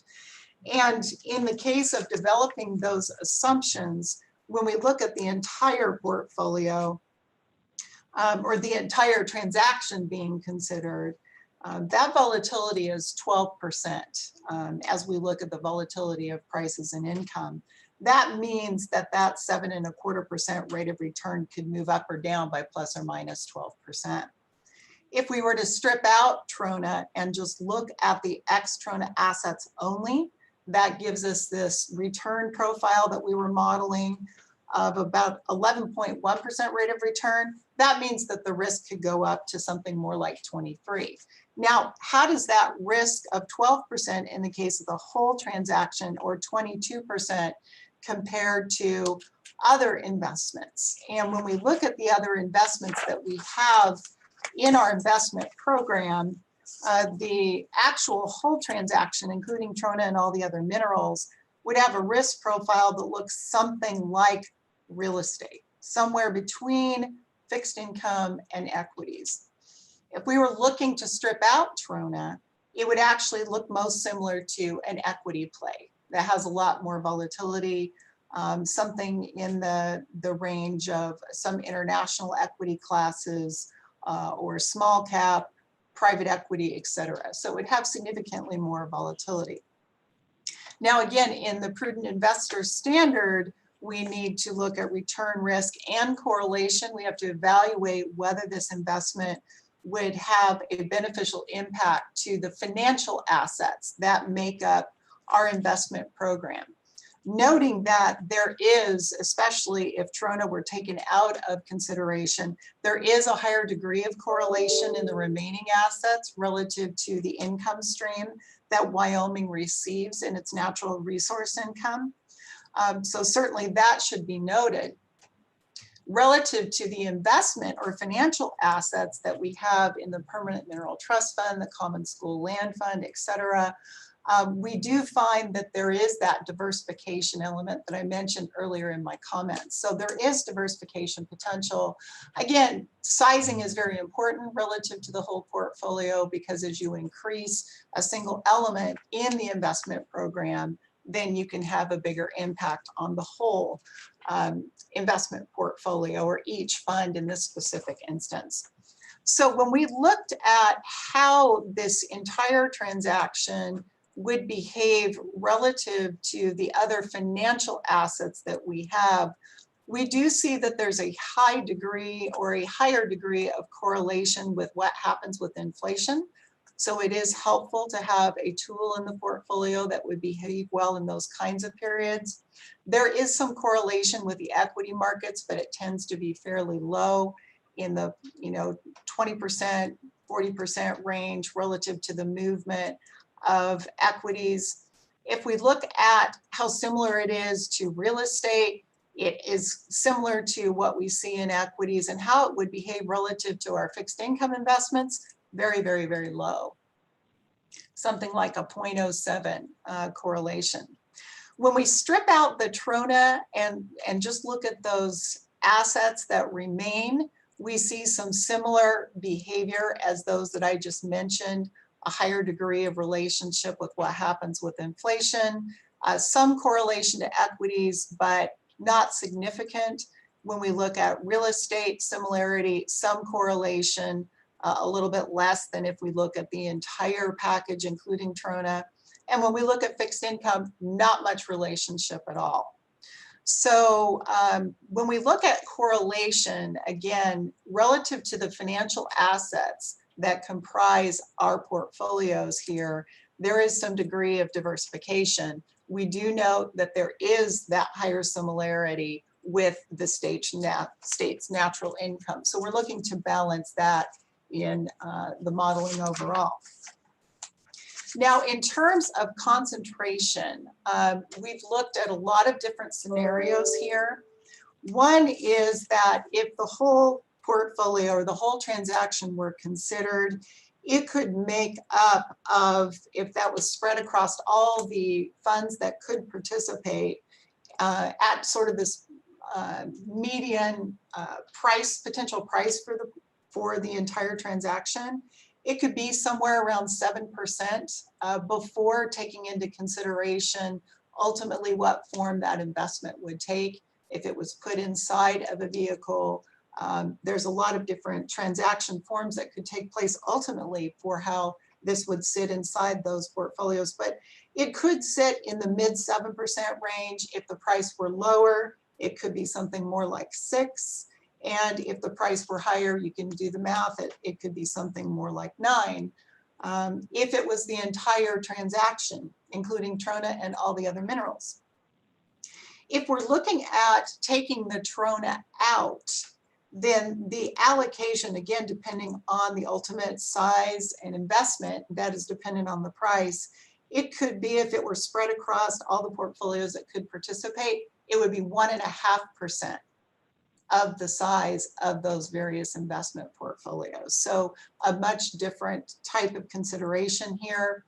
If we looked at just putting this investment in the total return oriented portfolios, and that would be, for example, the Permanent Mineral Trust Fund, it could be just up to about 2.7%.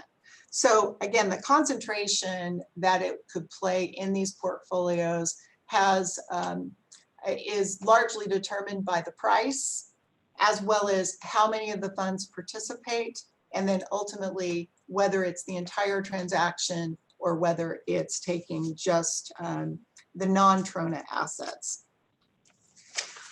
Moving ahead and looking to modeling, what does it do to the whole portfolio if we look at the various scenarios? We do see that adding just the ex-TRONA assets could improve the return of our portfolio. If it's, for example, if this was put in the investment program, it would actually replace a little bit of US equities and core real estate, and our compound return would increase by about 10 basis points at the whole fund level. Again, just talking about ex-TRONA assets. And of course, it's a more significant impact if we actually look at the entire portfolio. There is a bit more benefit that we've actually modeled there. And let me just turn a page and I'll give you some numbers here in terms of the entire transaction if it were allocated across portfolios. And so it was more like 7% or 7.5% of the total program. We expect our compound return would improve about 50 basis points or so. And that is significant. Now, when we look at risk, what would it do to risk? And we do believe that the risk would go up at the same time. Are those in a reasonable ratio in terms of the anticipated return per unit of risk? It's certainly, when we look at the overall impact, think that that is tolerable on a return risk impact. So, bottom line, depending on the size of the transaction and the nature of assets included in it, this can provide some beneficial impact at the total portfolio level, but like all investments would need to be considered in light of the entire portfolio and where it's structured today. That was a lot of comments, Mr. Chairman. I'd be happy to back up and detail any one component of it, and happy to do that at any point. Thank you, Becky. Ben, I'm going to ask if there are any questions at this point. We'll take a few if anybody wants for Becky. Mr. Chairman. We do have a few people. Julia Willis. Thank you. Ms. Willis. Thank you. Sorry, Please proceed. I have an echo. Thank you. I'm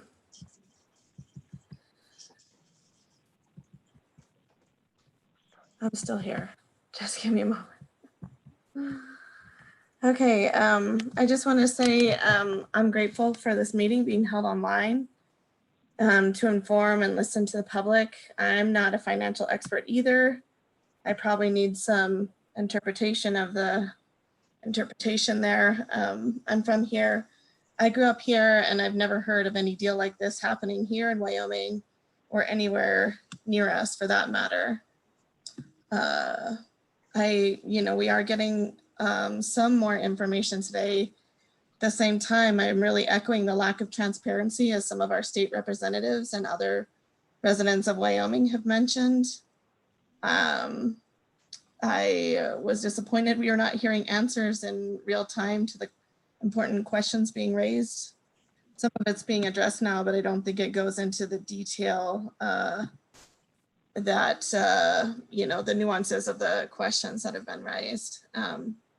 My dad was a logger and then a worker on the oil rigs, and other family members have worked in mining as well. We depended on it for a time.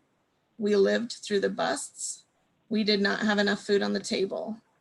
Now, as a state, we are living through the ultimate bust of fossil fuels. What are we doing to really be ready for the future?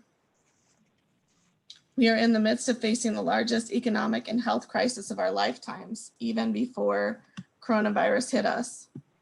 I'm all for innovative and creative solutions, for sure. At this time, many of us are in the dark about this deal and are shocked and disappointed at the lack of transparency and the enormity of the transaction.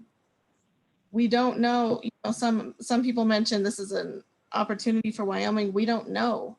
We don't know that. We need to see this. We need to see it in writing. We need to see, more. We need to know more information, and we need to know more about the plan. If it's such a good investment, you need to really show us. And why in the world would we trust Barclays, which has a huge conflict of interest? We are invested in Wyoming, and are you investing in us? This trust fund is not anyone's personal piggy bank. This is not just another business deal. This is our state, and these funds are held collectively for us and our future. Thank you very much for your comments. And just to make clear, that's exactly what this meeting is an exploration of what the potential returns are. And the discussion is really not about purchase of a thing that people might want to have. It is about the investment returns for the total state portfolio, how that's put together. And just because I know how interested you are in that, I point out that the treasurer routinely has a workshop, and that he puts the asset allocation on display. We run through analysis for each of the funds, and determinations are made. That's an entirely open process. Usually it begins sometime in the middle of March, and it has usually gone about a day. But that is something that people who are interested in this portfolio really should take the time to visit, because I think there's a lot of material. One of the pieces that is most interesting about that is what's happened to fixed income, which is a part of our portfolio. And I think that's what the treasurer was talking about beforehand, to the point that Representative Gray made. Treasuries are absolutely secure. There's very little risk in them. There's also very, very little return in them. And the potential for them to go negative has never been more imminent than it is. So a negative interest rate means you're paying somebody to keep your money safe. You can, of course, go up the risk profile and get into things that are more risky, like junk bonds, to get a better rate of return, but you have a huge risk associated with that. What our analysis here was an attempt to do was to try to analyze what this asset would be relative to the whole portfolio, whether it would be augmentative of that portfolio, or whether it would actually be exactly what some people have said, too much concentration risk. So I think that's still very much on the table today, but I just wanted to say how much I appreciated your comments, making sure that we're mindful of the trust responsibility that we all share to the people of Wyoming. Mr. Bump. Mr. Chairman, John Isaacs. Mr. Isaacs. Yes, sir. I just wanted to say, Governor, a lot of us think this is a wonderful opportunity to build up Wyoming at its core. And as corporations buy and sell things, they figure out what they need and don't need, and they have outside, influences and whatnot. But I think, and in this sealed bid environment, I'm assuming, you can only have so much openness, and people have to accept that. And I think your staff, has done a great job. And instead of taking a position that this would be difficult to manage, I think the state of Wyoming is uniquely positioned to manage something that essentially it already takes care of. We understand what property is worth, what it can be used for, and I'll close with this. There was a guy back in I think it was the 1860s, and they said to him, "Hey, you're crazy for buying this. You're going to pay $7 million for this?" Well, the value of Alaska has gone up about 26,666 to 1 since then, 586,000 square miles. So who knows ultimately what we can recover out of this. It could be minerals that we're not even using yet. We don't know. These things change. We discover new things. So I have confidence in the state, and I think, as I said, we're uniquely positioned to manage this. Thank you. Thank you, Mr. Isaacs. Ben, is there one more question here, or two more questions? Okay, we'll take two, and then we'll move on to Patrick for a little more conversation, please. Mr. Chairman, Chuck Gray. Thank you. Representative Gray. Thank you, Governor Gordon. So a couple comments and questions off those comments. So we heard a lot at the start of this meeting that, well, we were comparing it to the fixed income portions of our portfolio. That's what this asset should be compared to. And then we heard in Ms. Gratzinger's testimony that this is going to be subject to the 70% statutory cap within our permanent funds for equities and alternative investments. So that would mean we should not be comparing it to the fixed income class, because that's not the opportunity cost here. The opportunity cost is the alternative investments and the equities that would be open to that investment. So that's one comment, and I guess that's a question whether they agree with that.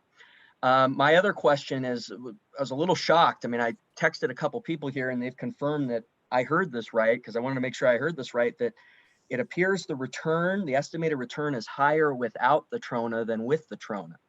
And so what I've heard the last week and a half to 2 weeks is that this is mainly a Trona play, and that's the main area where our state is going to gain in terms of the monetary portion here. And So now we're hearing that really the return is higher without the Trona. And so I call into question sort of the differing things we've heard on that. I mean, that's a big deal, and there seems to be a lot of disagreement.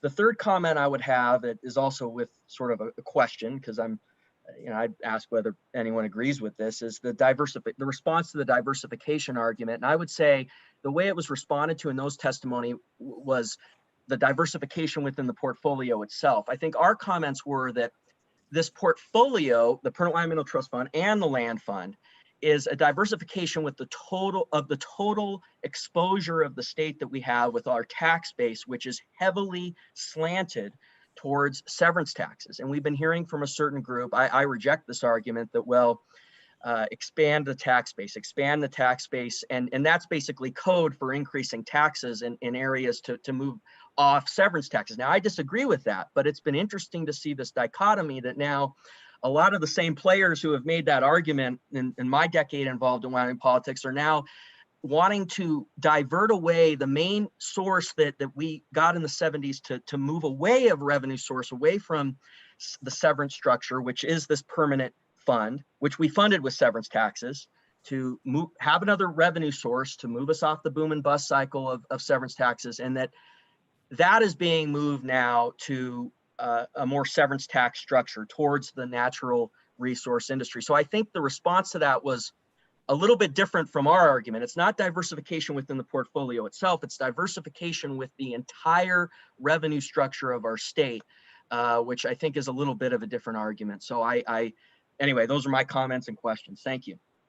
Thanks, Representative Gray. I just want to point out that you did hear correctly that the return is higher, ex Trona, and it is also much riskier, but the price is also much less. And Mr. Treasurer. Yeah, the reason why we look at it more or less with in the comparison with fixed income, because that's part of the place where we're going to get it. We're short on our 70%. There are alternative investments that we can use, in that 70%. This is just perhaps one of them. I think we're 4 or 5% underneath the 70% as far as being where we need to be. So this would just move us up to that 70%, and would actually be coming out of the fixed income, because we're over allocated on fixed income. So it's just an allocation aspect, so people understand that part of it. So, Mr. Bump, I'm going to move to the next question, and then we'll move on to Patrick. Mr. Chairman, it looks like we'll try to get to Brenda Mongold again. Thank you, Ms. Mongold. Hello, can you hear me? We sure can. Okay, thank you so much. And sorry that I'm just now getting in. I was afraid I was getting passed over, so thank you for this opportunity. My comments address public trust. I know you've heard a lot about that this morning, but I thank you for giving me my chance to communicate about this, about my trust in you, as well as the trust of a multitude of Wyomingites that I have had conversations with. Public trust of government is anchored in transparency, accountability, and ethical decisions and actions. In my opinion, the secrecy of this deal has led to an erosion of public trust in all 5 state elected officials because of the executive session meetings that have taken place on this. With the transparency aspect, until this morning, there have only been 2 specific concrete facts that Wyoming citizens have known about this proposed land deal. One is the map that shows the physical and mineral acreage of the lands. And then the second is that it's called Project Bison. And that was not actually a fact that was published by any members of the Slib board. And then I just find out this morning from Mr. Fleming, I believe, that the governor brought together a team of private sector advisors in January, yet this was never mentioned in the governor's State of the State during 2020 budget session. The laundry list of potential uses at the governor's fact page creates opacity rather than transparency. And there is no guarantee that there isn't another or any other potential uses that have not been mentioned at all. Two legislators this morning, Senator Bebow and Representative Sweeney, seem to think it's unreasonable that citizens want transparency. But both of them are businessmen when they're not legislators, and I believe that that's what they're speaking from. They're not speaking as representatives of Wyoming citizens when they make that statement, I don't believe. People do not have to accept the secrecy and will not accept secrecy from their elected officials. As far as the accountability, there must be transparency so that citizens can know what to hold you accountable for. Mr. Governor, with all due respect, when you vetoed SF 138, you committed, and I will quote you, "I commit to honor all of the requirements for public comment and involvement outlined in the bill I am vetoing. My veto is not a means of circumventing those requirements as they are entirely appropriate. Moreover, I believe the State Land Investment Board and my office can even exceed the amount of public involvement and comment called for in the bill." And some of the things in the bill, I won't go through the whole thing, purchase price, projected cost to manage the assets, projected revenue streams, to hold at least one informational public hearing, notice of which shall be published in a newspaper of general circulation. And at that hearing, the board shall present the terms of the proposed purchase and take public testimony. It's been 4 months since Wyomingites heard of this deal, and it's been over 3 months since the governor made this commitment to transparency. And yet today is the first public hearing. And I don't know if any of you realize this, but this meeting does not even occur on the calendar for the State Loan Investment Board or the State Board of Land Commissioners. Lastly, ethical decisions and actions.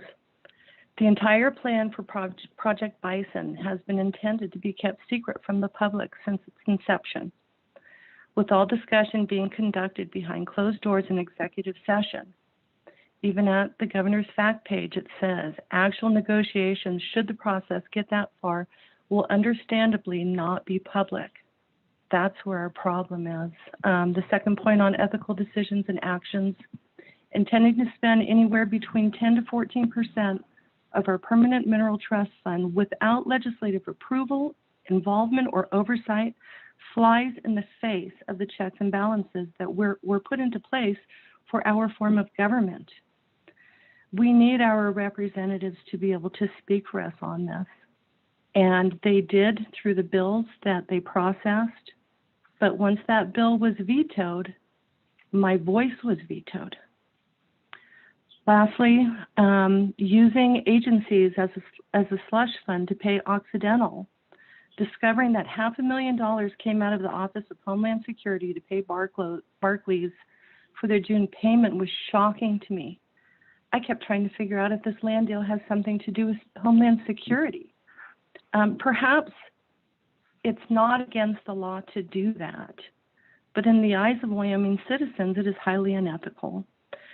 So the lack of transparency, accountability, and ethical decisions and actions for the past 4+ months leads me to believe that this is how the entire process will be carried out, hidden from citizens. And for these reasons, I oppose this land deal in its entirety. So thank you very much for hearing me. God bless. Thank you, Ms. Monger. Just for a point of record, the money that you're referring to did not come out of Homeland Security. It came out of the governor's office. Homeland Security is part of the governor's office, so I can understand the misapprehension, but I do want to make it clear it came out of our office, and happy to deal with you more completely with that. The other thing I guess I would say, and this can lead as a nice segue into Patrick, it has taken several months for us to analyze this asset. In that time, people have been conducting reviews and looking at various things, and I think Patrick can probably maybe speak a little bit to that process, how things ended up coming to I guess over time as more information was delivered from Occidental pursuant to requests, et cetera, Just if you could do that, and then any other observations on the portfolio. And then lastly, just because I know that there is a continuing theme of this has been all secret, it hasn't. I brought it to the legislative body, and I'd have to review my comments for the state of the state, but I did bring it, and the legislature did discuss it. The legislature did say go forward and do the analysis. My veto, as I explained in the press conference the other day, was basically saying it's too complicated what you've tied us to. We'll continue to do the analysis, and we'll do it in the right time. And it had more to do with pace and timing than it had to do with objective. I committed last week to doing 4 public hearings. That would be in addition to this. 1 a Zoom, generally statewide, 1 in Carbon County, 1 in Sweetwater County, and 1 in Uintah County. Those have yet to come, but those will be there, and of course the timeline will be open. We want to have total transparency on this. It is understandable that we don't want to advertise our price as we're trying to look at what this would be. We actually don't even know what that is, and that number will be a public matter and a public testimony and a public hearing. So nothing will happen absent public scrutiny. So Patrick, can you just speak a little bit to the process and then where this would fit in the portfolio? Yes, Mr. Chairman. One thing that I would like to comment on is the transparency issue that has been brought up. And if the individuals are not aware of this, Wyoming's Sovereign Wealth Fund is number 3, has been voted number 3 most transparent fund in the world. And we're number 1 in the United States. And we've done this over many, many, many years. So just so everyone knows, we're extremely transparent in the information that we do. Now, as far as this deal goes, transparency, we cannot have transparency because it would put us at a significant disadvantage and raise the cost if everyone knew what we were going to bid. So I use the analogy of playing poker. It's like we would have our cards facing everyone else. They would know what our cards are. You would never win. So this is something that, one, for the betterment of the fund, we have to do it this way, or otherwise everyone we're bidding against will know what the cost will be. So I understand the concern, but as far as being able to buy something on a very good risk-adjusted return, this is something that had to be done. The governor mentioned about the time frame of what we've been doing on this. And the reason that I mentioned this is, the comments of saying that we need to slow down. We have been spending, over the last 6 months, we have put significant amount of time and energy into these valuation and understanding this. From a tax perspective, from a legal perspective, our investment funds committee has reviewed it. And just to comment on the investment funds committee, the majority of the different in opinions was really on value. And I think anytime that you get people in, you're all going to come up with a different value. And I think everyone here would agree that we would all bid $1, and probably none of us would bid $10 billion, but somewhere along that spectrum, these assets make a significant amount of sense. So we've gone through this process. We've gone through with numerous individuals and spent a significant amount of time on this. So for the thought of saying that we're rushing this, I would beg to differ on the amount of time that we've spent on this valuation process. The governor mentioned that we're still receiving information from Occidental. That is true. And so anytime something like this happens, even though that you go through this process, there will still be information that would be spelled out. And if we were successful, those issues of the information that we don't have, we would still require that, and that would be part of the contract of anything that we would buy or sell. So these are issues that we have to that we'll have to address now and in the future. As far as valuations, Representative Gray talked about a bit disingenuous looking at treasuries versus everything else.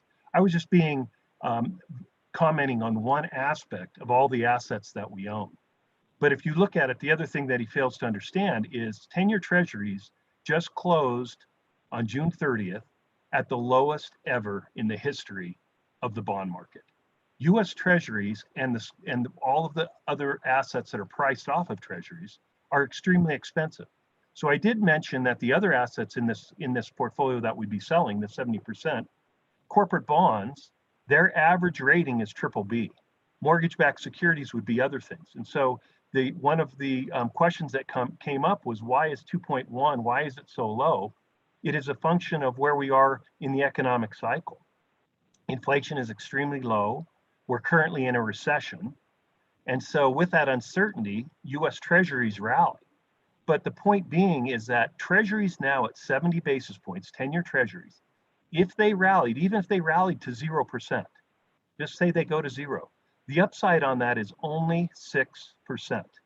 And if you look at the 30-year average, it's over 4%. That means we would lose 30% on that treasury over a 30-year period, and we'd lose about 15% over a 10-year period, even more so in our corporate bonds and mortgage-backed securities. So the other aspect of this is not only the valuation, but where are we on the spectrum? I did not comment on the equities, but as Becky mentioned, the volatility on large cap stocks are 16% and on small cap approximately 19%. The volatility on the Trona is about 8.5%. So when you're talking about a risk adjusted return, you have to look at what the return you would receive in relation to the volatility of that asset. So on that aspect, what we're looking at, we would be selling equities that are extremely expensive right now. Large cap US equities are trading at 25 times earnings. That's the highest other than the dot-com bubble into the NASDAQ, but for large caps, the most expensive. Small caps, same story. So we are, in my 40 years, this is the most expensive fixed income. We know that for a fact because of where we are in the yield. And from a price earnings perspective, we know that. And so over the last 40 to 50 years, the market has never been this expensive. So what we're looking at is saying, well, if we could sell expensive assets to buy something that has a better risk-adjusted return, that is very compelling. The next aspect that I wanted to bring up was about Barclays and the conflict of interest. Barclays is a global bank. They have a very large lending arm. This arm lends to over 150 million natural resource companies, 150 natural resource companies. They're throughout the world. So to try and find somebody who doesn't have any type of a lending situation would be very difficult. In fact, when this deal came about, 23 various banks put money into the initial project.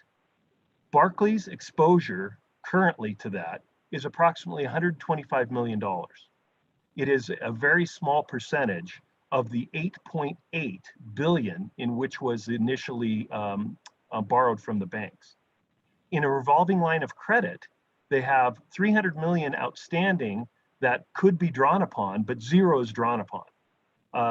Potentially that could be taken in the future, but this is a very, very tiny portion of their lending book. So saying that there's a massive conflict of interest, there is not one entity. I mean, you look at the amount that Citibank, JP Morgan, HSBC, all of these banks have a significant exposure. And Barclays does have a very small 125 million, which is, less than, is a fraction of their lending book.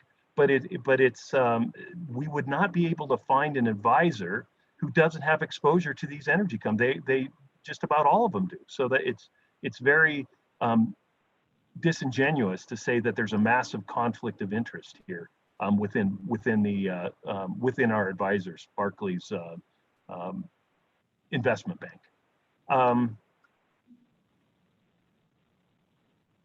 Mr. Governor, did I cover your other points, or were there other ones that you wanted me to touch upon? I did want you to kind of give a sense of, I think Becky did talk about what the expected returns might be. the IRRs. I didn't know if you wanted to add any color to that. I would note, Patrick, too, that Wyoming's trona assets are different than the synthetic processes that are used in India and in China and some cases Europe, in that the CO2 emissions from Wyoming's production are dramatically lower than those of any synthetic process. Yes, Mr. Chairman. The trona, we have over 2,000 years in trona reserves, and there is really no alternative. The solvay process that is used to make synthetic, its feedstock is highly dependent upon energy, and the economic impact of synthetic is much higher. Most of this is produced in Turkey and in China and so forth, where that's not as big as a situation here. But these companies have been running between 88 and 92% capacity because the demand for our trona is unprecedented. And that is something that I think that we're going to continue to have within that, but also just to make sure everyone knows, in any of the assets that we're talking about here, we are not operators. These are all leased to other companies. So when they talk about the operational consideration, that is not something that we do. And Director Scoggins could comment on it before, but I believe we have about 7.4 million acres that we operate on already. So this is something that the state is very well versed on. And we are not going to be operating these companies. We lease them to various operators who then use the land to produce the assets. So, and Patrick, I would note, I mean, there was testimony, I think it's correct, that we did see the closure of the Granger plant. We did see layoffs, furloughs in the trona industry. Those are dependent on economic conditions we see as a result of COVID. For example, Mexico did not make glass production a necessary, an essential business, and so bottling has declined. I think there are fewer people traveling, fewer broken windshields. The demand for trona has gone down, but across the spectrum, really everywhere. Is that a correct statement? That is correct, Mr. Chairman. So if you're talking about 40-odd%, 41% goes into glass, whether it's office buildings or homes or autos or what have you, it's probably the most highly correlated to global GDP or global industrial production.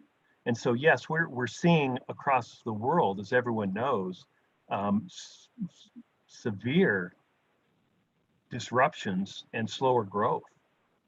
So this is something that you would anticipate, but that's also in our cash flow assumptions and what we're looking at. We're anticipating, we're very, very conservative on what we're looking at and cutting those down, because we know that many of the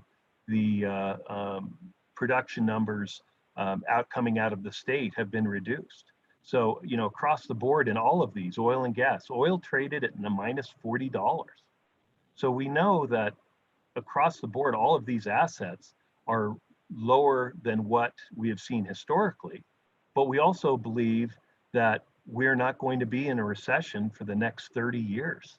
It's just highly, highly unlikely that we're going into a global depression for the next 30 years, and we will never see a bounce back in any of these prices. But in the near term, yes, we have an issue with global production, and we're going to see slower growth, just like what we've been seeing in the numbers. But we anticipate over the next 3 to 5 years that we'll gradually come out of this COVID-induced recession. So last question, Patrick, and that I have, there was comment about liquidity of the assets. I think the view was that if we purchased them, we wouldn't be able to sell them. Yes, Mr. Treasurer, and RVK has put a wonderful report in there where they have liquidity metrics to look at how much we drop, and it's de minimis about the liquidity that we'd have in the overall portfolio, the impact.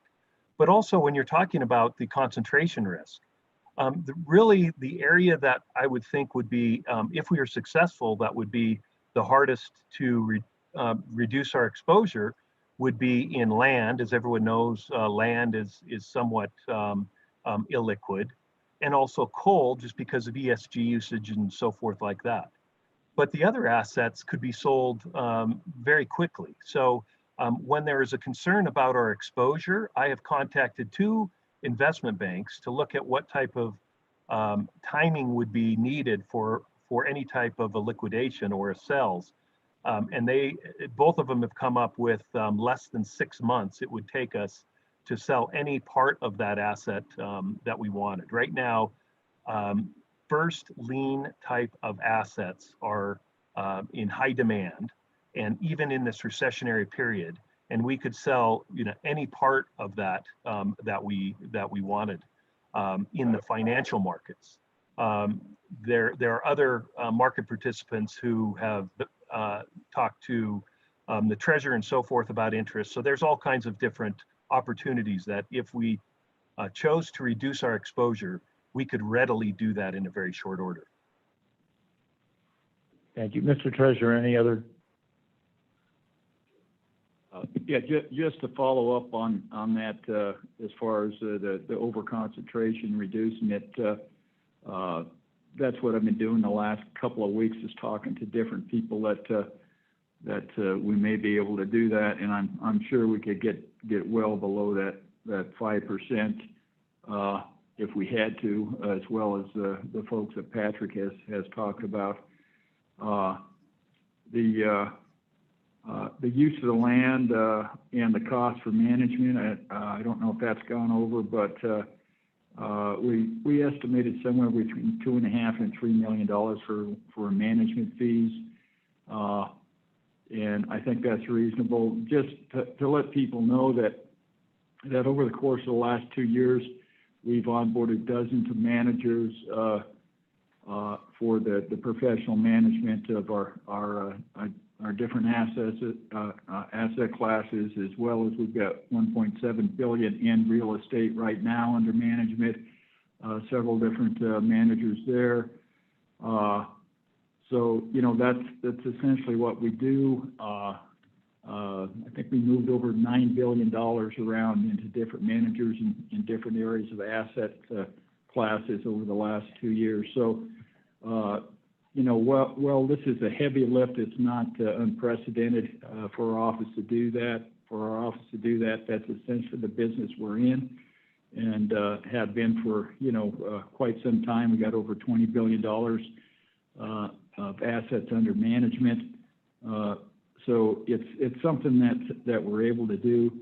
The land part of it is necessarily, though it has a lot of political implications on it, that's relatively a small part of the total assets involved. And I think those are areas that what we want to do is actually get professional management for the whole thing, so it necessarily wouldn't be state land. But as the issue comes up, that's a political issue of state lands as far as accesses and stuff. There's a provision that the legislature does, and it's basically either legislative designated investments or public purpose investments. That's a process that goes through. They have a cap right now of $1 billion. I think it's roughly around 700 million of that is actually in place at this point in time for different public purpose investments. I think it's well under the threshold if that's a political aspect of it, that I think would still be under the cap. But we're planning on essentially it's an investment. It's a state's investment, and it's for the investment of the people in Wyoming. And we want to get the highest risk-adjusted return and the highest and best use of the land. So that's essentially what our purpose is. And I want to stress that this is the beginning of the process. That there's going to be another Slib board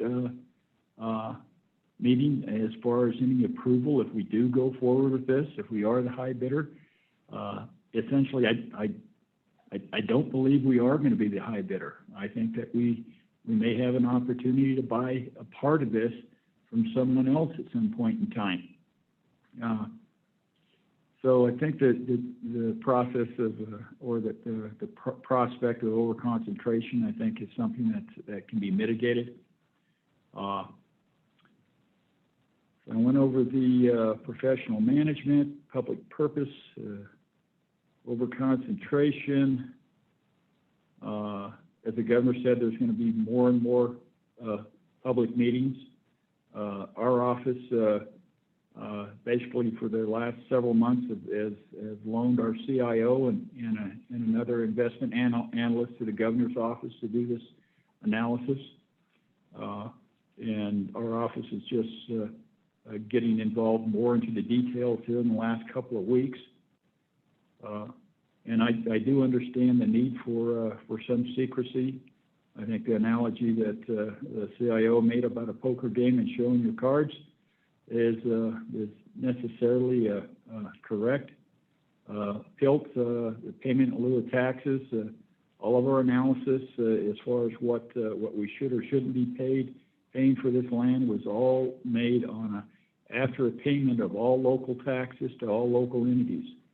So we haven't looked at this in light of not paying the taxes. So we essentially said if we paid all of the taxes to everybody the same rate as what they've always been getting paid on the local taxes, what would we look at paying for this particular piece of property and these assets? So I want to, I guess, let the local folks know that their taxes are going to go on like they always have.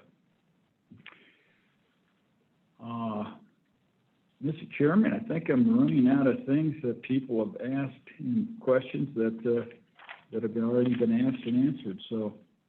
Okay, thank you, Mr. Chairman. I'm sorry, Mr. Treasurer. What I thought I'd do is I wanted to come to the end of the financial considerations. I think there are remaining issues that relate to plans going forward. What do you do with the land? And what's the process from here? And those kinds of things. If we're at a good pausing point, I'm going to ask Mr. Bump if there's any other financial questions. Again, people can send comments in, and we'll continue to work on them. But I'd like to take a little bit of a break here. We've been going at it for about almost 3 hours, and if we could take a bit of a break and then come back and really address those other things about management, Director Scoggin, and about the process going forward from here, and lack or what is the plan? How do we deal with that? Okay. Mr. Chairman, before we take a break, I would just note that Ben received an email question from Representative Bill Henderson. Okay. It has to do with financial. It says, does our bid require an all-cash payment, or could other state trust land assets be considered in exchange for the land assets being discussed? Would be good to know the proposed dates of the other public meetings too. Thank you. Thank you, Representative Henderson. I don't know exactly how to answer that. I think you're talking about being able perhaps to use other assets to meet the obligation, and that hasn't really been discussed at this point. That would be a challenging scenario. If we were talking about land, we'd of course have to notice that and have public hearings and that sort of thing. But happy to talk to you in detail on that matter. Mr. Bump, any other questions? Mr. Chairman, you currently have 2 hands raised. Okay, we'll take those 2 and then we'll take a break. Mr. Chairman, Clark Stith. Thank you. Mr. Stith, and I at the beginning, let me just say, I think the point you made about the temptation for either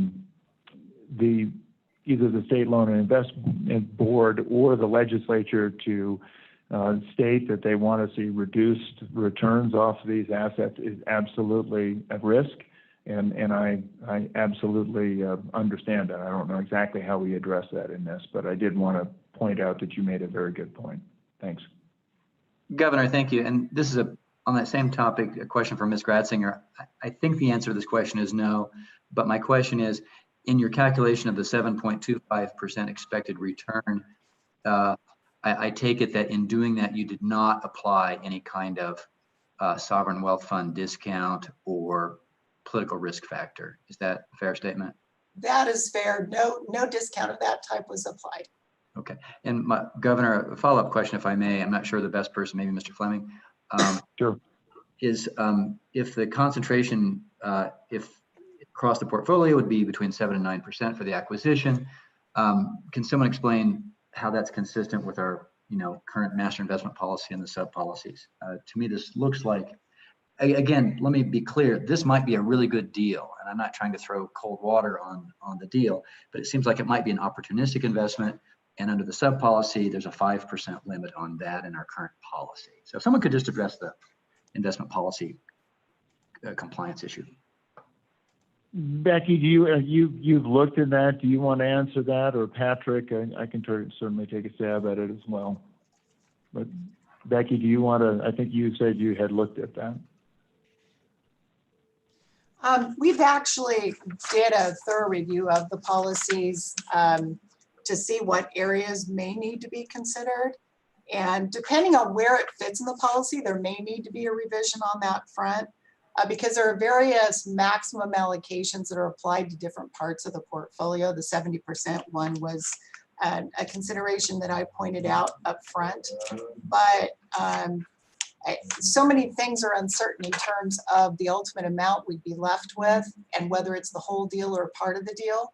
So that may be something we need to address specifically. But at this point, we just don't know enough to know what sections specifically. But we have outlined several to consider and continue discussing as this is considered further. Patrick, I don't know if you have anything you want to add to that. I know that the 5% is something that certainly is applicable for some portions of the portfolio. Yes, Representative Stith, I think that's a good point on it, but at this juncture, I think it's way too premature to see where it would fit in, because one, the Slib board would decide on what sub-fund it would look at. So right now we would look at all of the funds, and then certain funds, for instance, state agency pool, potentially would be excluded from that because they basically are a checking account. So having a long tenured asset in a short duration fund would be excluded. So as far as looking at that, there's real estate, for instance, which we already have, so that would fit in. But then like we do every year in our annual policy review, is we look at various asset classes. Some of the recent ones would be MLPs or preferred securities or what have you. So we constantly add and take that away if it was managed directly. If you had it from a fund manager, there's a litany of different areas that it could come in if there was a manager of these assets, just like what we have right now with real estate or mortgage-backed securities or large cap equities that have energy exposure. So if you had somebody manage it, it would be no different than our existing managers right now. So there's just a myriad of different options that we could look at, but until we know, one, whether we're successful, or two, what assets, it would be premature to comment. And Representative, my cut on that would be, if you look at it as the Oxy deal, that gives you one slice of a look at it, which would represent a highly concentrated asset. If you look at it as a set of components, that kind of does a little bit different approach. But you would also run kind of into the discouragement against owning natural resource assets. So I think the point you make is also very good, but it is one they're taking into consideration. Thank you. Next question. Mr. Chairman, Chuck Gray. Okay, Representative Gray. Yep, thank you, Governor Gordon.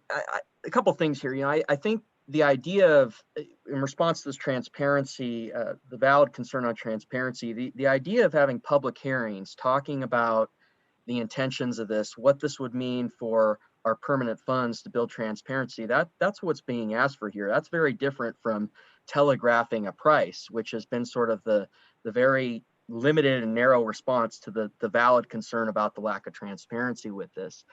And my other comment being in terms of the liquidity, that analysis about being able to offload in 6 months, that doesn't take into account, just like the question earlier about the political pressures on the pricing, it doesn't take into account the political problems with trying to offload this sort of asset, which there are. So thank you. Thank you, Representative. There are no further comments. Let's take about a 10-minute break, which probably looks more like 15, and then we'll come back. Auditor or superintendent, I'm assuming if you had a question, you'd speak up, but okay. 10 minutes work for you? 10 to 15? Okay, thank you. Thanks, everyone. We'll be back right around 2:35 or so. 1:35, sorry.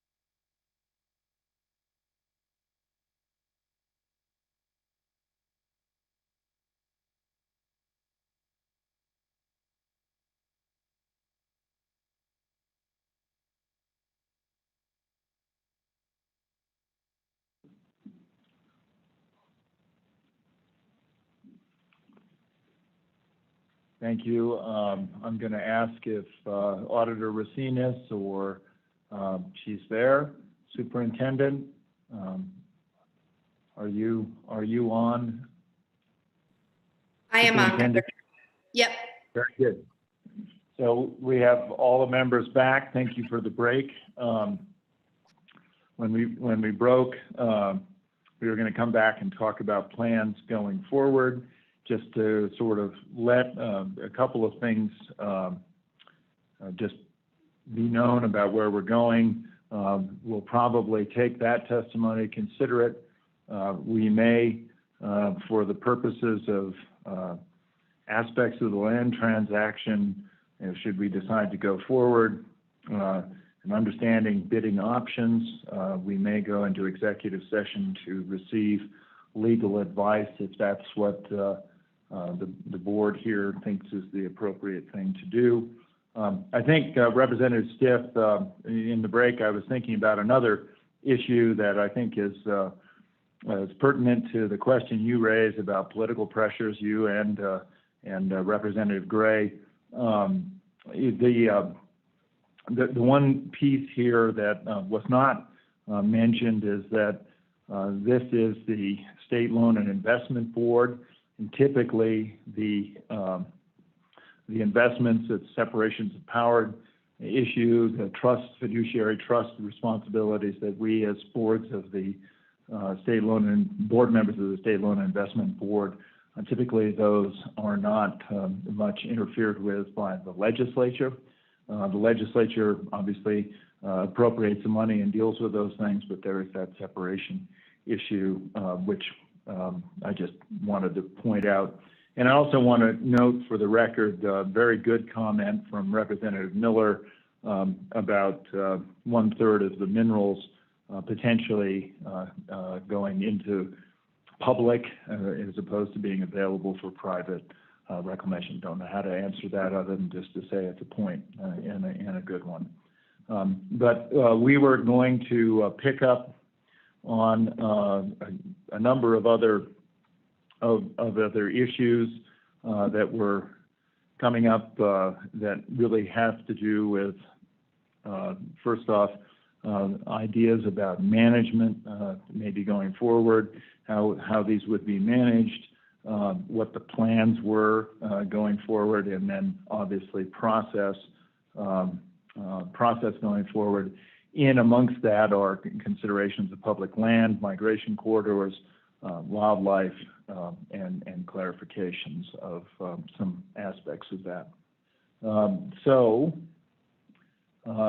Did I cover pretty much the gambit of the remaining issues, Mr. Treasurer? Okay, Auditor Racinas, were there issues missed there?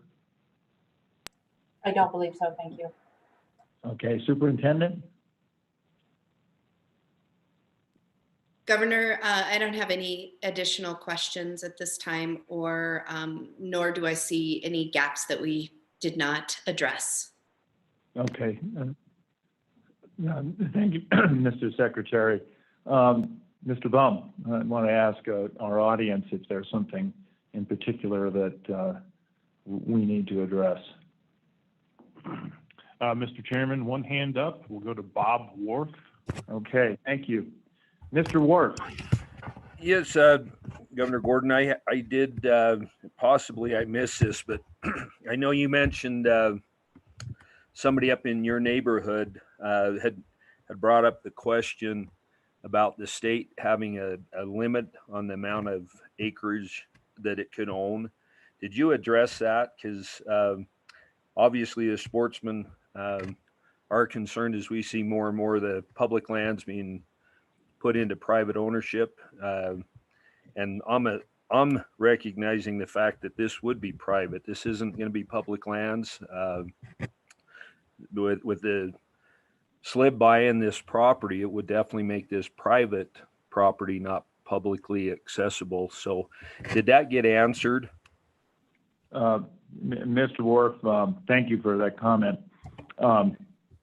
It didn't. I think the comment that I made was just one of the people up in Johnson County had pointed out that they did not want to see a net increase in state-owned lands. So I was just putting that on the record. I think in your case, I think what makes a lot of sense is to say there's a comment also about the value of public lands, if I understand you correctly. And then subsequent to that, I just want to be clear, I don't know what the final disposition of these lands would be. They are private at this point. You know, what we do with them is still part of the process going forward. Does that make sense?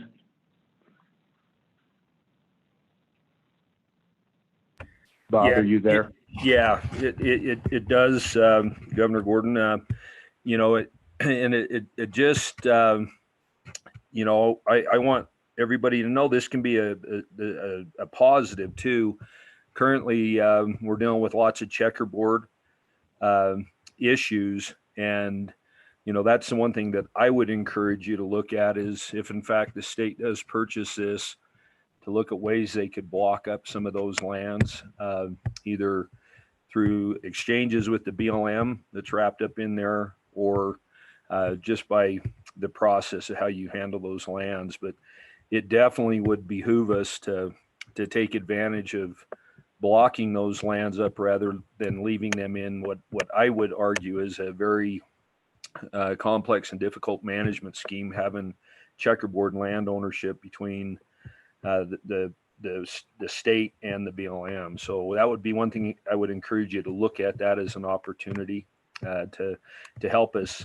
I know when we polled our members, access was the number 1 issue.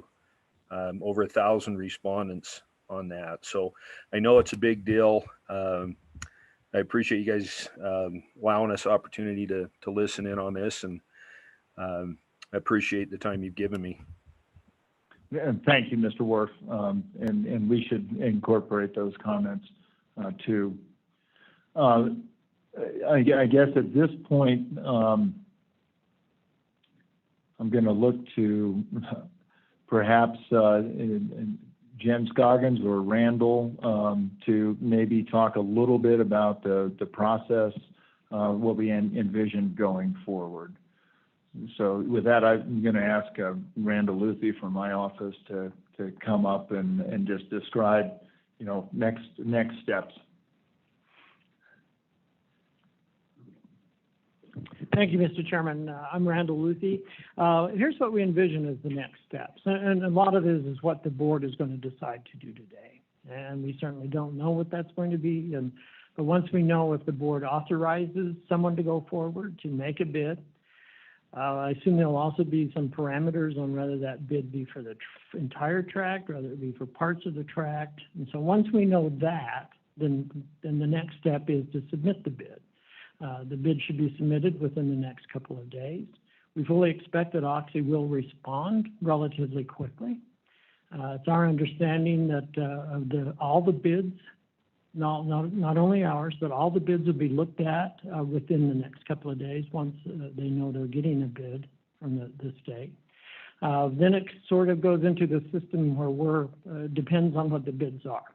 The options are Oxy could look at any of the bids, including the states, and say, great, thank you for your process. We're no longer, thank you for your interest. We don't believe it meets our minimum requirements.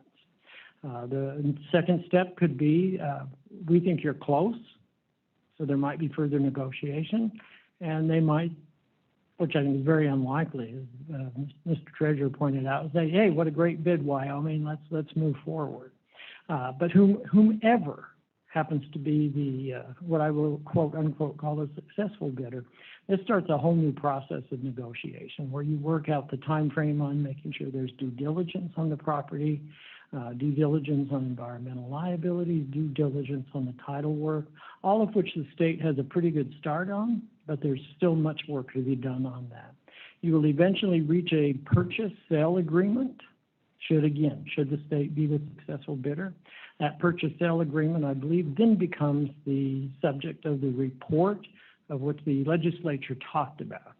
when the legislature lined out in Senate File 138, what is the public process, where we have public meetings, where we deal with that, where we report back to the legislature.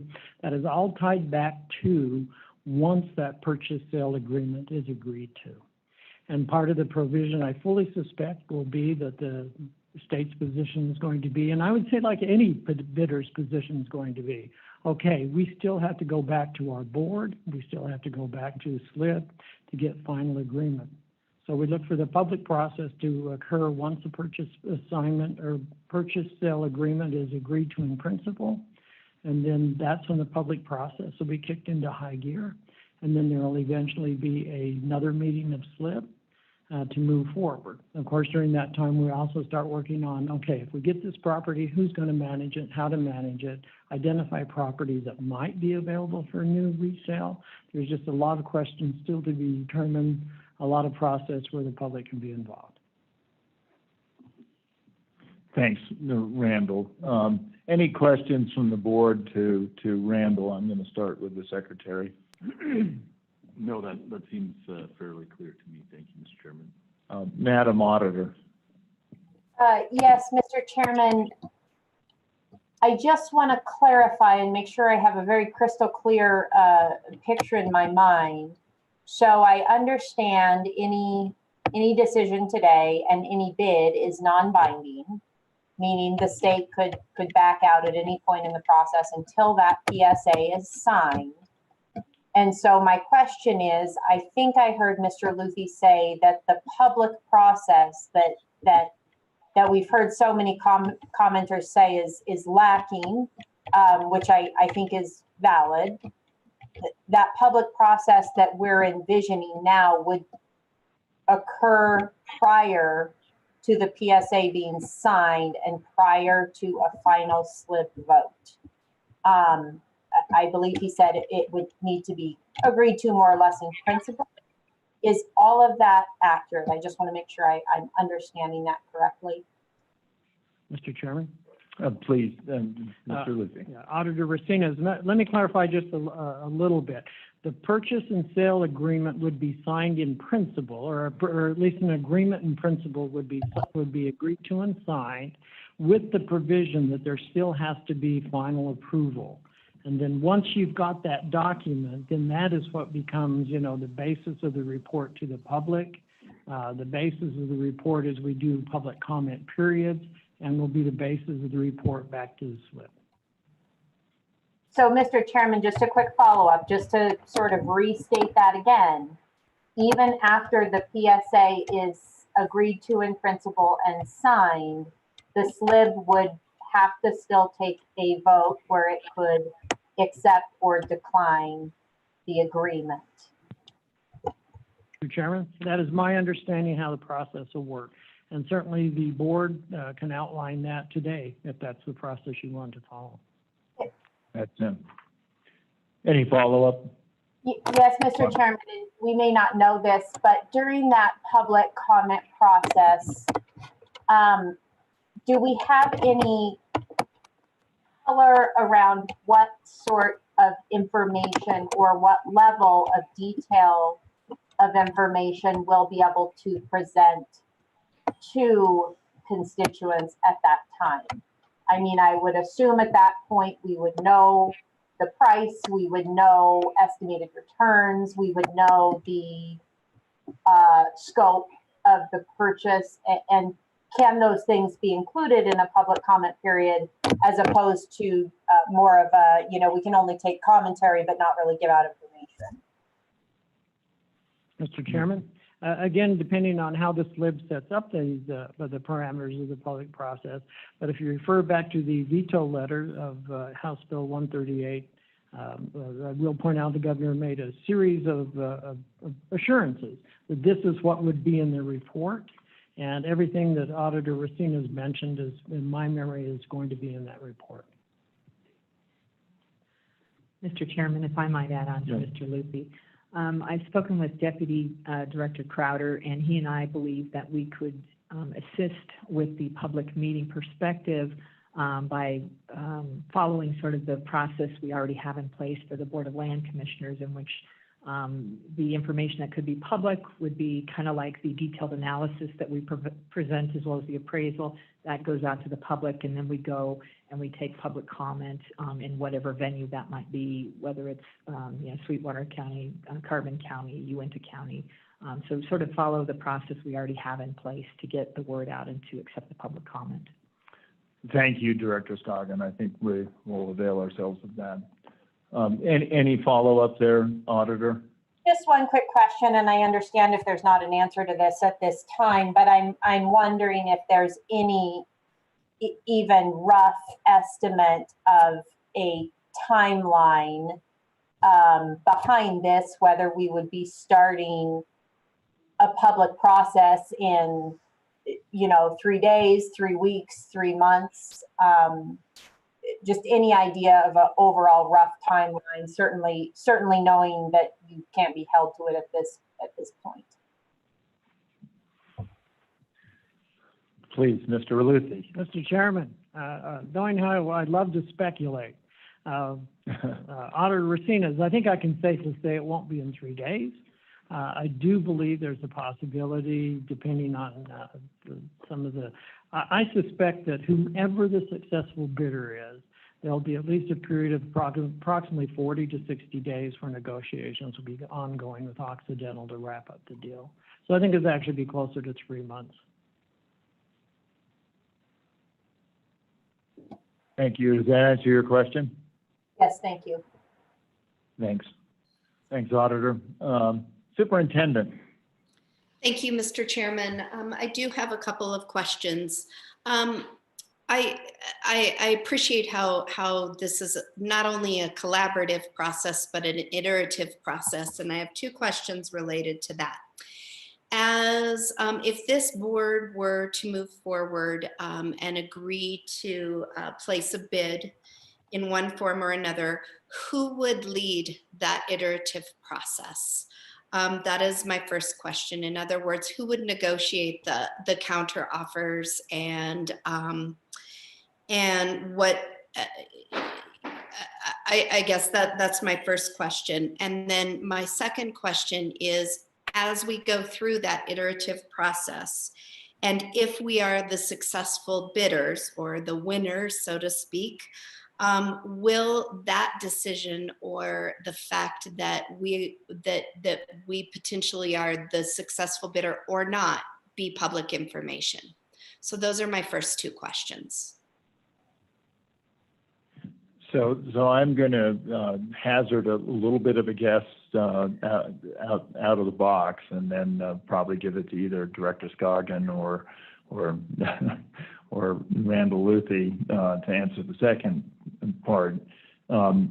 First off, I think that is just a matter of how the motion is crafted, Superintendent, as to who would take the lead in negotiating that. There will be somebody authorized to take the point on negotiation. But I think the team that we have assembled probably will be supportive of whatever effort that is.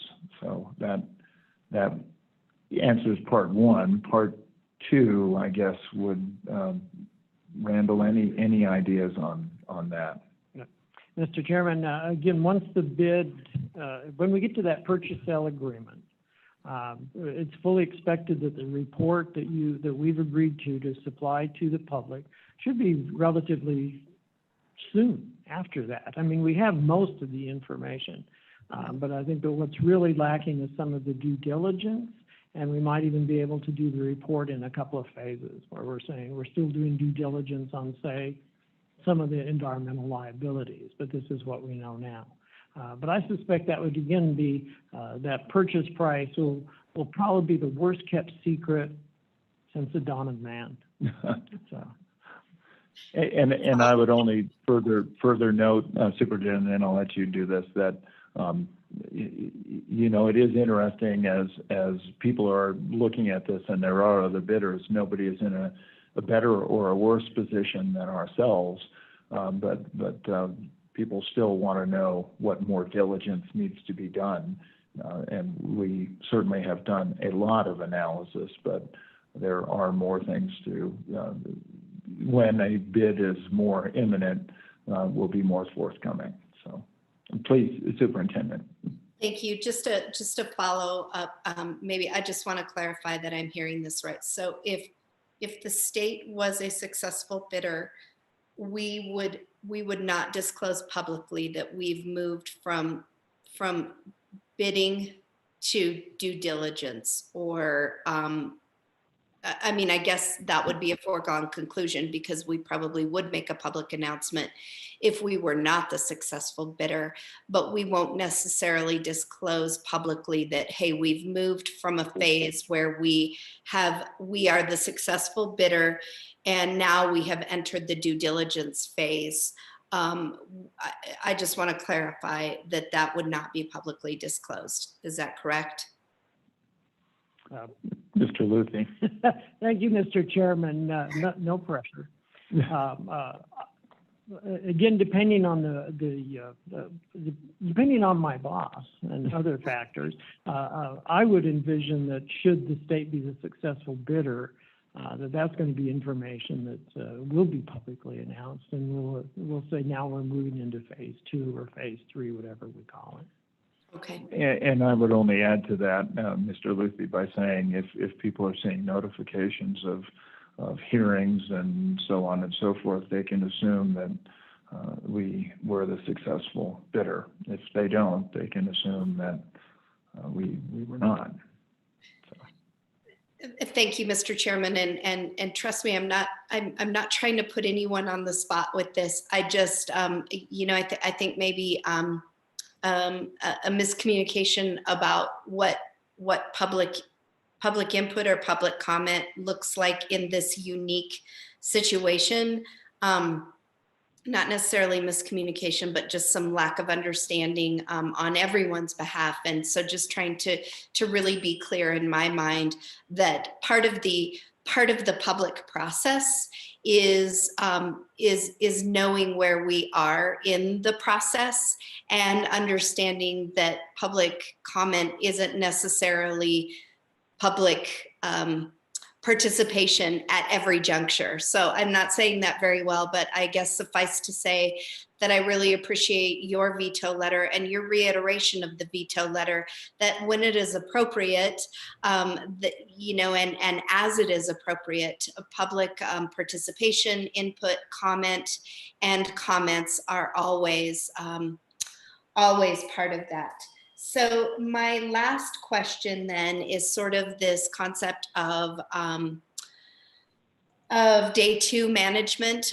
If we were the successful bidders, I just am wondering at that point, the public process, the board process would, we're really looking at additional opportunities like this for the public to be involved, for the board to have an open discussion, and so forth. Is that right? That's kind of on the day 2 of management. We don't make those decisions behind closed doors in terms of how the assets are managed if we were the successful bidder and the purchase sale agreement was in place, but that would be something that we would weigh in on as we go into day 2 of this. Is that correct? We don't have to, I guess what I'm asking is, we don't have to have all of those decisions made today or tomorrow. Yeah, I think that's correct, Superintendent. I'm getting shaking heads from the director and from Mr. Lisby. So I think that's true. I would say in the event that there's a management scheme or a management third party or something like that, be subject to the normal RFP process, et cetera, et cetera. So also a very public process. Any follow-up? That's all for now. Thank you, Mr. Chairman. I appreciate the opportunity. Thank you, Mr. Treasurer. Well, Mr. Chairman, this isn't necessarily a normal investment as we would normally, I guess, look at it in the treasurer's office. And I think that's only because it's buying assets within the state of Wyoming. Because normally all of the public input, only public input would happen in the selection of the manager, and all these other decisions would have been made or not made within the purview of the chief investment officer and the treasurer, and then that would have been brought forth to just basically approve the manager rather than all of the details that I think that people are contemplating in all of the public input within this process. So this is definitely a hybrid of sorts. And I think only because, frankly, because of the legislature's first foray into this and to your, I guess, actions after the legislative process to bring us to the point that we are right now. As far as who is doing the bidding process, I think that I would like to see the chief investment officer be an integral part of that and actually do that in conjunction with the expertise that has been developed throughout the process over the last several months. Because it is either an investment or it's a public purpose investment. And if it's a public purpose investment, then it has to have an appropriation from the legislature. So that's really why I'm I guess, pushing for the chief investment officer to become more of the process. Because if we had to do every investment like this throughout the process of investing, essentially you'd never get anything done. You just never would. And I'm certainly sensitive to the need to have public input and to have the public understand what's going to happen, because they drive up and down I-80 and see these parcels probably at least once a year in their life, if not every day. So, and it is a large part of our investment portfolio, no matter how you cut it, whether it's an overconcentration or whether it's just the right size. It's a very large piece of our investment portfolio. So in that regard, that's I think where I'm leaning toward is to get the investment team that do this on a professional basis, day in and day out, more a part of the process as this moves forward, understanding the expertise that's been developed in your office. Thank you, Mr. Treasurer. Let me just state, you talked about public purpose investments. I think those have also been referred to as legislatively designated investments, and they are things like what Ms. McKinnon was talking about, the Madison pipeline for Gillette, the various projects that have been done that are something the legislature would like to do, but have no.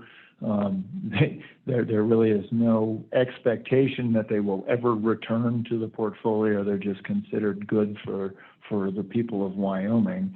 I know those are complicated in your portfolio because they are not liquid, and oftentimes they are problematic, and they certainly weigh down the performance of our portfolio. So we've had a little round robin here. Mr. Bump, I wanted to see if anyone had questions for clarification. There are 2 questions. 3. Thank you, Randall. So, Mr. Chairman, Rosalind? Yes. Yeah, I'm Thank here. you. Ms. Lind? Yes, I'm coming. I was looking at your faces, pulling up what I had written.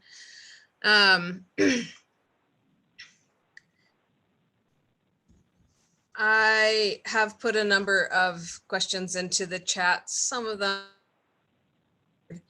I want to clarify, most of us know a little about negotiations.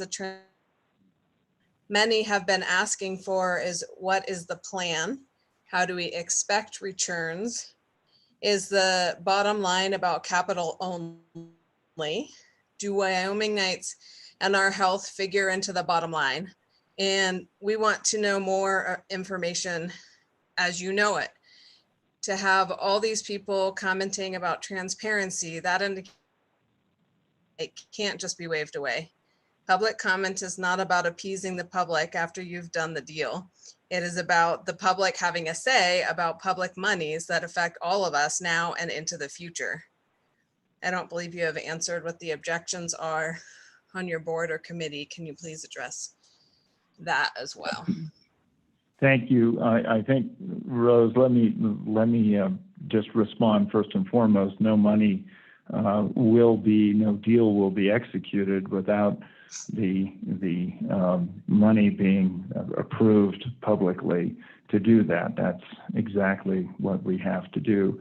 As far as an analysis and a plan going forward, there are trona assets, there are gravel assets, there are oil and gas assets, there are geodes, there are public land assets, there are agreements, there are royalty payments, there are a whole range of things that are being taken into account, even as we discover more of them over time. And certainly parts of that are real estate assets in the sense of the piece that's in the middle of Rock Springs. Parts of those may be grazing assets. Parts of those may be public land assets.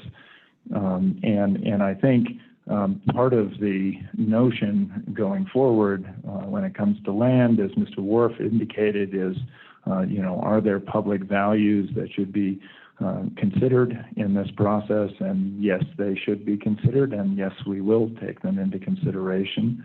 And I think that's what the public comment periods will provide for.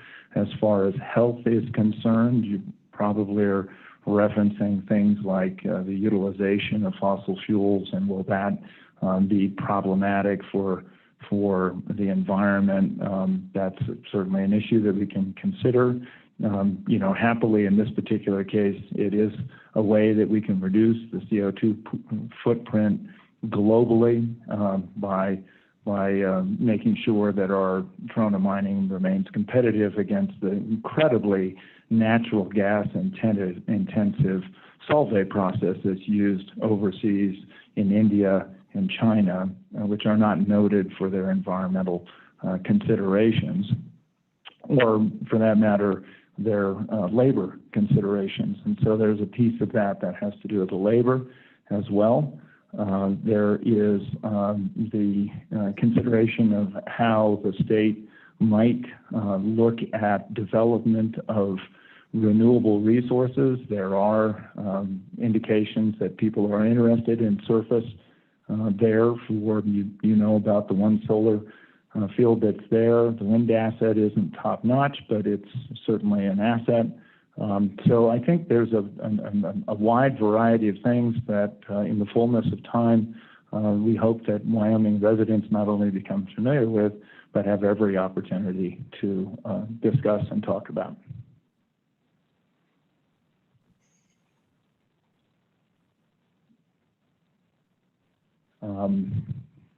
Next question.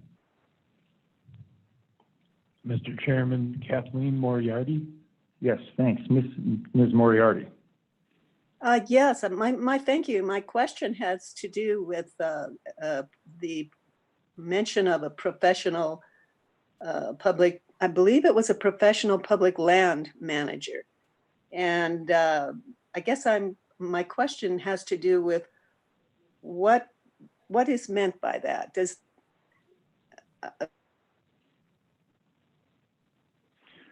having well, thank you for that question, Mr. Treasurer. Yeah, it's essentially in every one of our asset allocations, we hire people whose job it is to get the highest and best value and use out of the asset in which they manage. Now, to a certain degree, that's contradictory to how public lands are managed. If you look at our state lands and our trust lands, there are statutory restrictions on those. And so I think that because this is kind of a hybrid type of an investment, that I think that you're going to try to get the highest and best use of the lands, but keeping in mind that there are other I guess public concerns that are out there. And so if a professional manager is going to try to get that highest and best use, but also keep in mind those public concerns, but without the statutory restrictions necessarily that are in our state lands. Anyway, that is my hope, that we can get the highest and best use out of it, because it is an investment. And that's basically my charge, is to get the highest risk-adjusted return on any assets that we manage. Now, if it's anything other than that, then that's a public purpose type of investment. And that's something that the legislature would have to determine at, I think, a subsequent date. Those are circumstances, and I think the governor basically kind of characterized those. But for the most part, they're investments which we have to make in our permanent mineral trust fund that return a lower return to the total fund and reduces the total overall return to the taxpayers in the general fund of Wyoming. And those are the decisions that the state legislature makes, that they're willing to take that lower return based on the overall public good, or their perception of what the public good should be, and the spending of those dollars in a way that necessarily doesn't have the highest and best use. And so if this land does become part of Wyoming's portfolio, I expect an ongoing dialogue through the legislative process that might last quite some time, as far as that determination and that compromise between investment returns and public access and other public arenas. So it won't be the first time that we'll be talking about what can and can't happen to the lands as far as the public process goes forward. Well, I guess my concern, and correct me if I'm wrong in my perception, but it sounds as if by having a professional manager of these public lands, that much of the input of the Wyoming citizenry would be removed. No, it's still at the level of the legislative process, and to a certain extent the State Loan and Investment Board. However, normally the State Loan and Investment Board normally doesn't get into the day-to-day activities of the investment arm of the state treasurer. But I think that, again, this is type of a hybrid. And I think there'll be, plenty of opportunity through the legislative process. And let me take into account the differences between the management that I'm necessarily talking about. That's in the area of Trona. Director, you can, I guess, correct me if I'm wrong, but I know that some of the private Trona leases were upwards to $8,000 an acre for a 20-year lease. I think most of our leases are 10 years, and there's a very small fraction of that. If I recall, a first-year lease is only $2 an acre, and it goes up. And maybe I'm not sure what the highest amount that we have for a lease for Trona, but it's it's a very small fraction of $8,000 an acre. Those are the type of things that we want to make sure that we're getting the highest and best value out of. The areas of surface areas as far as access, that's a relatively small monetary concern as far as the overall return. And so those type of things are you know, I would say as far as the access issue, that necessarily is not going to be that much of an issue as far as the return per acre, as well as the grazing also. From what I understand, Oxy is getting about $1 an acre. The BLM is getting $2 an acre. Over the course of the whole thing, that's maybe another $1 million, and that in the size of the investment, that's a small amount of money one way or the other. And access is a small percentage of what would be gained as well in gravel and those other different uses. So, you know, I think that a lot of it's going to be determined as whether it's a public purpose investment in different areas. So I don't believe that you're losing any input from that particular reason if you've got a professional management. I think you're trying to get a higher return, so your taxes remain as low as they possibly can and get the highest risk-adjusted return. Well, I certainly hope you're correct, because the public lands to Wyoming citizens are extremely important.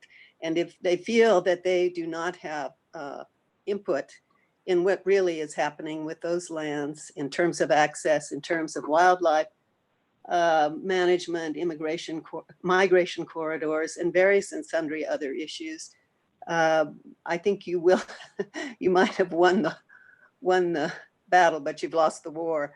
So I would just hope that the public input is very, very, very high in this in priority. Well, we have to follow all of the laws and rules and regulations of the state of Wyoming, you know, irregardless of whether it's managed by OSLI or a professional management team or anyone. Those are, you know, that's a given. So, you know, any laws, rules, and regulations that are on public access concerning this investment, and essentially, I don't believe that they are going to be quote trust lands or public lands. They're investment lands, and that's another definition, and those definitions will probably be determined as far as the use and the top land use in a lot of ways by the political process. And we've got good involvement in the political process. So, Ms. Moriarty, let me just say that to a degree, we're assuming things that aren't in evidence, i.e., we don't have the asset in front of us. I think what the treasurer explained is exactly correct. There will be a public process. There's a discussion about it. Our fiduciary responsibility as members of the State Board of Land and Investments is to make sure that we get the highest and best return for the citizens of Wyoming. Having done that, as we do with our portfolio as a Board of Land Commissioners, a separate board with somewhat different missions that are kind of blended in this particular one, we do balance as best we can the monetary and the non-monetary values of surface estate. And to your point about migration corridors, you know, all of those things, certainly this would be, I guess, a help in being able to do a better job of managing for all of those needs.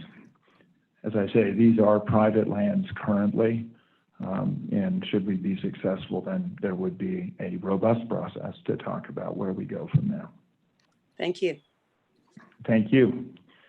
Then I believe we had one more. Mr. Chairman, Chuck Gray. Thank you. Representative Gray. Thanks, Governor Gordon. So a couple questions.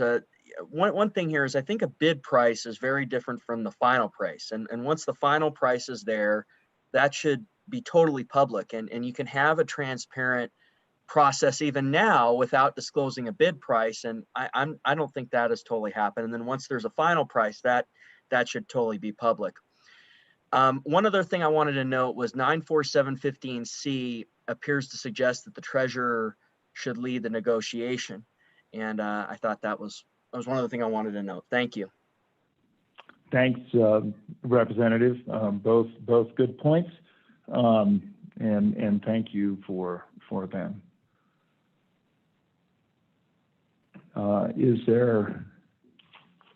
Is there any other comment then?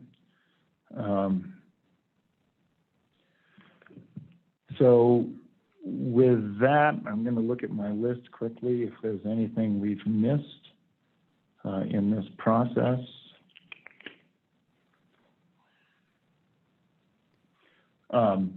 Essentially, the plan going forward, kind of discussing some of these things, would be once we've identified the assets, then having a discussion about how best to manage those, and that would be open to the public. And I think actually the issues that have been raised here today are all part of that equation: public access to minerals, viability of leaseholds, all of that. And I think that's all subject to public disclosure, and I think with probably some restrictions about who's getting what money from whom, but kind of general numbers would be associated with that. So with that, let me do a quick round again. Superintendent, any further considerations? None at this time. Thank you, Mr. Chairman. Auditor Racinas? None at this time, thank you. Okay, thanks. Mr. Secretary? No, Mr. Chairman, thank you. Okay, thanks. Mr. Treasurer? Well, let me say I want to thank everyone who's participated in this call today. Please note that we'll leave the record open if there are additional comments to be received. It's all very important that we make sure that people are fully apprised of what it is and how we're doing it. Thank you very much for recognizing, as Representative Gray put it, the bid price can be different from the final price, which will be publicly disclosed, just as a matter of statute and other things. Board, at this point, it seems to me that we have a couple of choices. One is there is I think at the end of today, we should probably have, if not two, maybe one at least motion, possibly more. I'd like to maybe consider, just because of the delicacies of the legal matters that are associated with it, that we consider dropping into an executive committee meeting for the purpose of taking legal advice. And I think it's part of our statutes for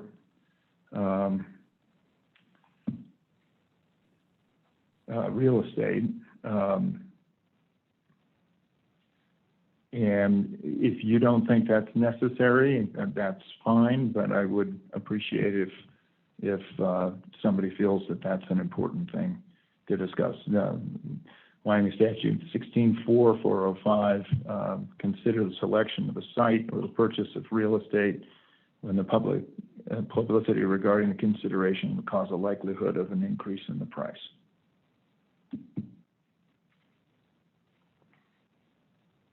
Mr. Secretary.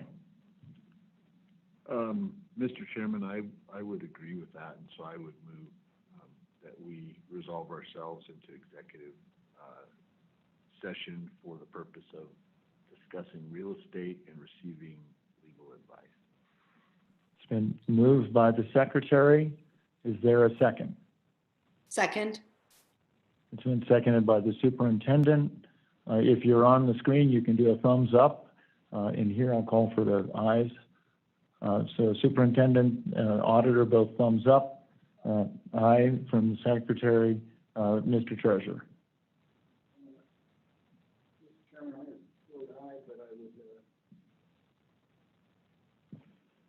But I would say that real estate might seem that part of it is real estate, but part of it is also a different asset alternative. So, but I think that we can talk about the alternatives in conjunction with the real estate.